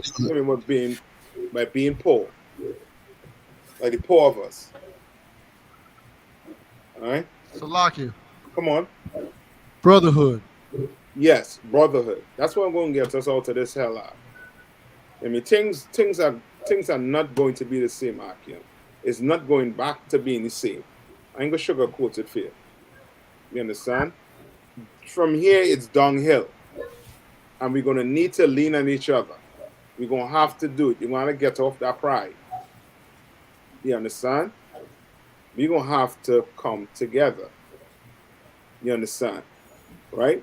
And there's some laws in the Bible that shows you how to, you know what I mean, how to take care of the poor so that he doesn't have to do what? He doesn't have to become a criminal to what? To survive. Right? Get Leviticus 23 and 22. Right? And this is just one of them. And there's so many other scriptures, especially in that Leviticus 25, from Leviticus 25, 24, all the way down. It speaks about, you know what I mean, about if your brother had to sell his possession, you know what I mean, in a time of need, how you're to go about treating it. You understand? But let's get this Leviticus 23 and 22. Salaki, sir, I got it. Go ahead. This is the book of Leviticus, chapter 23 and verse 22. Mm-hmm. And when ye reap the harvest of your land, thou shalt not make clean riddance of the corners of thy field when thou reapest. So that's the Lord putting a law into effect here, right? So you have land. He's saying not to do what? Not to harvest all of the crops on the corners of your property. Your Why? field. Why he's telling you not to do that? Read on. Neither shalt thou gather any gleaning of thy harvest. Right. And what's the gleaning of your harvest? Like the stuff that falls to the ground. Yes. Right. Read on. Thou shalt leave them unto the poor. Thou shalt what? Leave them unto the poor. You understand? And you know it's a good example too to show you how we was with each other. You remember when the Queen of Sheba came to see David, and she thought one of his servants was King David. Yes, because he was dressed fly. You understand? And that's because they were doing what? They were taking care of each other according to the law. You understand? I can't have all the food in the world here, and you hungry, and now we should be looking at each other as brothers. You understand? If you hungry, I had to be hungry too. If you eating, I had to eat too. You understand? All right? And that's how it has to go. We can't have the Taliban looking better than us. No. You cannot. You understand? Right? But they had the power to do it. They had the power to do what? To stop the opium. Yeah, they had the power to do it. You know what I mean? They had the power to do it. But Lord will you can get the power to do the same thing the Taliban doing. Right. Because they love their people. Right. You understand? They have right leadership. Right. They're willing to go to war with the entire earth for their people to what? To survive. What you willing to do, black man? Is Hispanic man and Native Indian. What are you willing to do for your people? You understand? All right? Come on.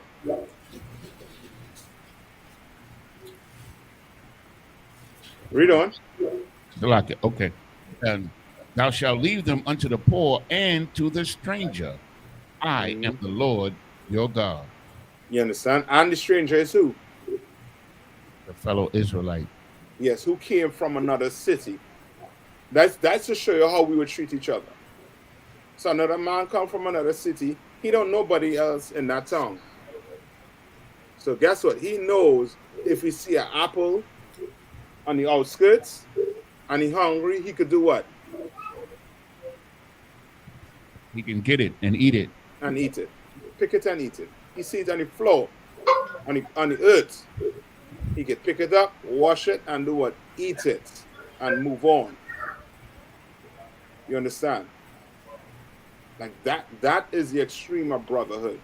And this is what this school is built on. Brotherhood. You understand? Right? Now, I'm gonna read this last part, and then Lord will I'm gonna try and get some more. We'll try and get some more next week on it. All right. Our next one to get into called the Lucifer Principle. Show you how they think. All right, give me 1 minute. Computer acting up a little bit here. Right. So this is on page 45. It said Nixon signed a comprehensive drug abuse prevention and control act into law that same year. Right? So now he trying to what? Put a bandage on what he created. Right? So it says the law was the opening salvo in the modern war on drugs, and it provided the federal government a legal foundation for its fight. The law had a number of important provisions, but the most significant was Title II, the Controlled Substance Act, which established 5 schedules to categorize substances based on their potential for addiction and their medicinal value. So substances included heroin, LSD, and marijuana were designed Schedule 1 drugs, meaning the government determined they had high potential for abuse and no accepted medical use. Right? They say amphetamines, barbiturates, morphine, and cocaine were among drugs designated Schedule 2 substances with high potential for abuse, but some accept medical purposes. So you see, who uses cocaine?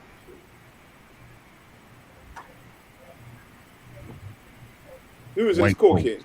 Who uses all the amphetamines, the barbit?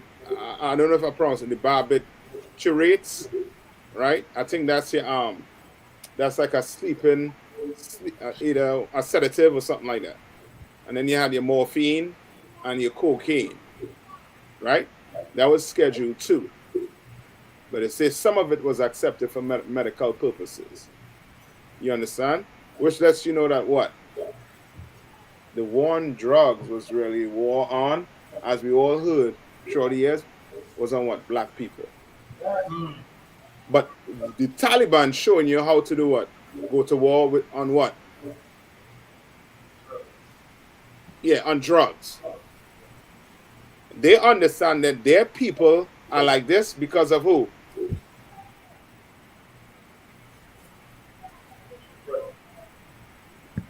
Because of who?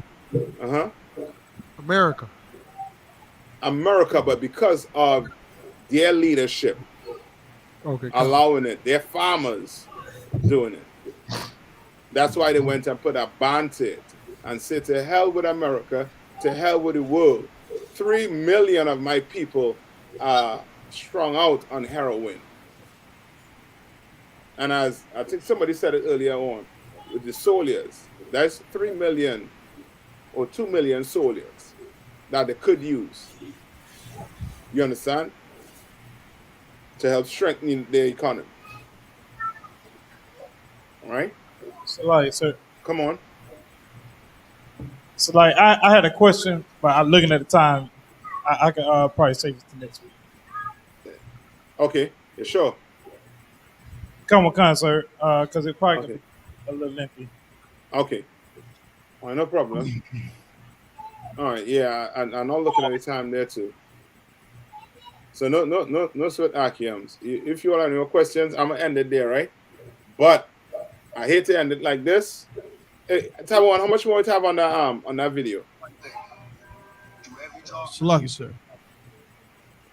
Probably a good 3 minutes, maybe like 2 minutes. 2 minutes. All right, get him 1 more minute and that's it. Get 1 more minute and we out. You just need 1 more minute and you'll get, you'll get the full gist of what, the Taliban and them trying to do. They love their people out. They really love their people. And I'm jealous. Sad to say. Return. Come on. So while the plight of the farmers is important, opium may not be the best way to support their welfare. The other arguments raised against an opium ban in the USIP article and others don't really focus on Afghans. They're about what will happen to the West. An opium and heroin ban will reduce the supply of the drugs in Europe because most of Afghanistan's heroin makes its way to Europe via Iran, Turkey, and then the Balkans. The relative ease of heroin access actually shields Europe from worse narcotics. From synthetic opioids like fentanyl. That's a drug leaving a trail of bodies in the US. It's reportedly 50 times stronger than natural heroin. Europe has managed to stay relatively fentanyl-free for now. The end of Afghan opium could change that, bring about a worse drug crisis in Europe. Now you can still justify this fear. While not brave or ideal, countries are, of course, allowed to prioritize the lives of their citizens over foreigners. But the other reasons given are less about life and more about comfort. The fear of immigrants. Once again, Europe wants to keep refugees away. Afghan refugees this time. The articles against the opium ban warn of a new exodus from Afghanistan. Of farmers who lose their livelihoods coming to seek asylum in Europe. And for that, the solution seems to be letting them continue farming poppy. It's ridiculous. How can the West be so xenophobic that they would prefer more drug production in the world over accepting refugees? How can they advocate just letting Afghans make more heroin instead of making room for refugees looking for a better life?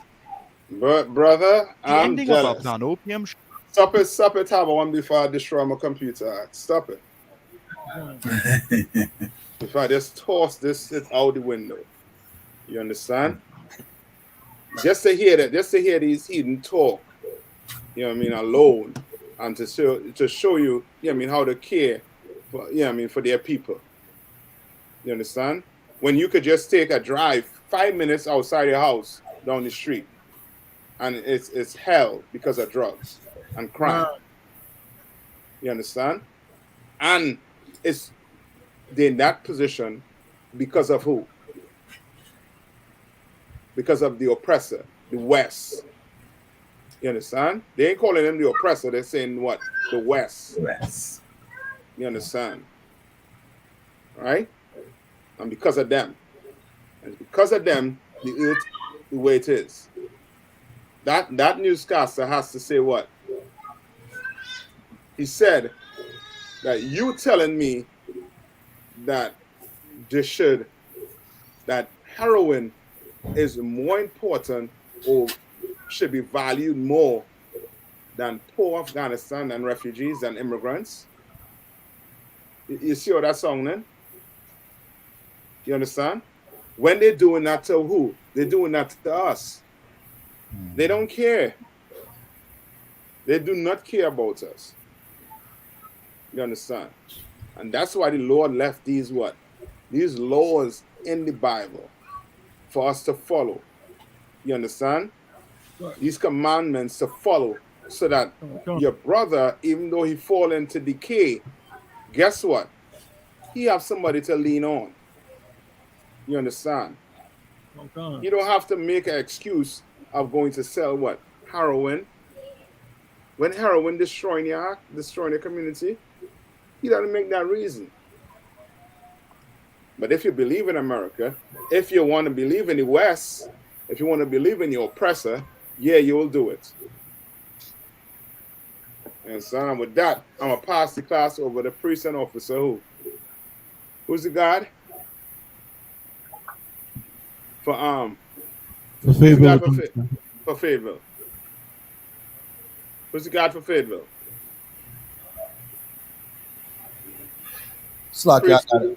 Priest and officer Bankaya. I mean Kowal. Slaki.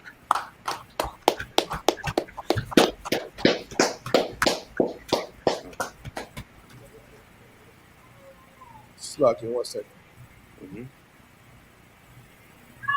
Well, men of Israel, Ramadio. Israel, we're going to one curse salute to the teacher. Men of Israel, Madim Shabbat, Madia, Barak. Yahaba Shimya Shabrakatham. Yajamata, Sar, turn face the sisters. Men of Israel, we're going to render one curse salute to the sisters. Men of Israel, Madim Shabbat, Madia, Barak. Yahwa Shema Taba Shimya Shab. Yajamata, all right. Security announcement. With the I.S.U.P.K start on 1 West, 25th Street, Harlem, New York, under Commander YAHANNA, rule for new brother and sister. When a new brother and sister comes to the school, they're off limits for 6 months. They are to be saluted only. They are here to share themselves to the world. Throughout us. They're here to share themselves. Slakia. Of the world. If they need a presentation, the teacher will arrange it. After 6 months, if a brother or sister has an interest in a particular person, he or she must get permission from the head to speak to a brother or sister. There's another 6 months, which the brother and sister will court each other. After this 6 month period, the brother and sister will get permission from the head to marry. Tithes, which is a commandment. You can find this in Numbers 18:21, Malachi 3:8-10, means 10th in Hebrew, pronounced ma'ashara. 10% of every penny of any increase the Lord gives you, give to the treasury department or teacher. Priest fund is a free will offer for priests, is not mandatory. Whatsoever amount you like to give. Upcoming holy convocations is going to be the 29th of September, and the Feast of Tabernacles will be in Charlotte. Also, if anybody's needs any assistance to get to the Midwest Cookout, contact your camp leader in your areas. Also, tune into America on Fire, Black Watch, Action the Prophets, Out the Matrix. All the podcast shows, Cross the Line Radio. Help support this truth. Like, share, subscribe. Anyone wants to be a trooper, start wearing all black, boots, shirt, pants, headband, and scarf. With that, class dismissed.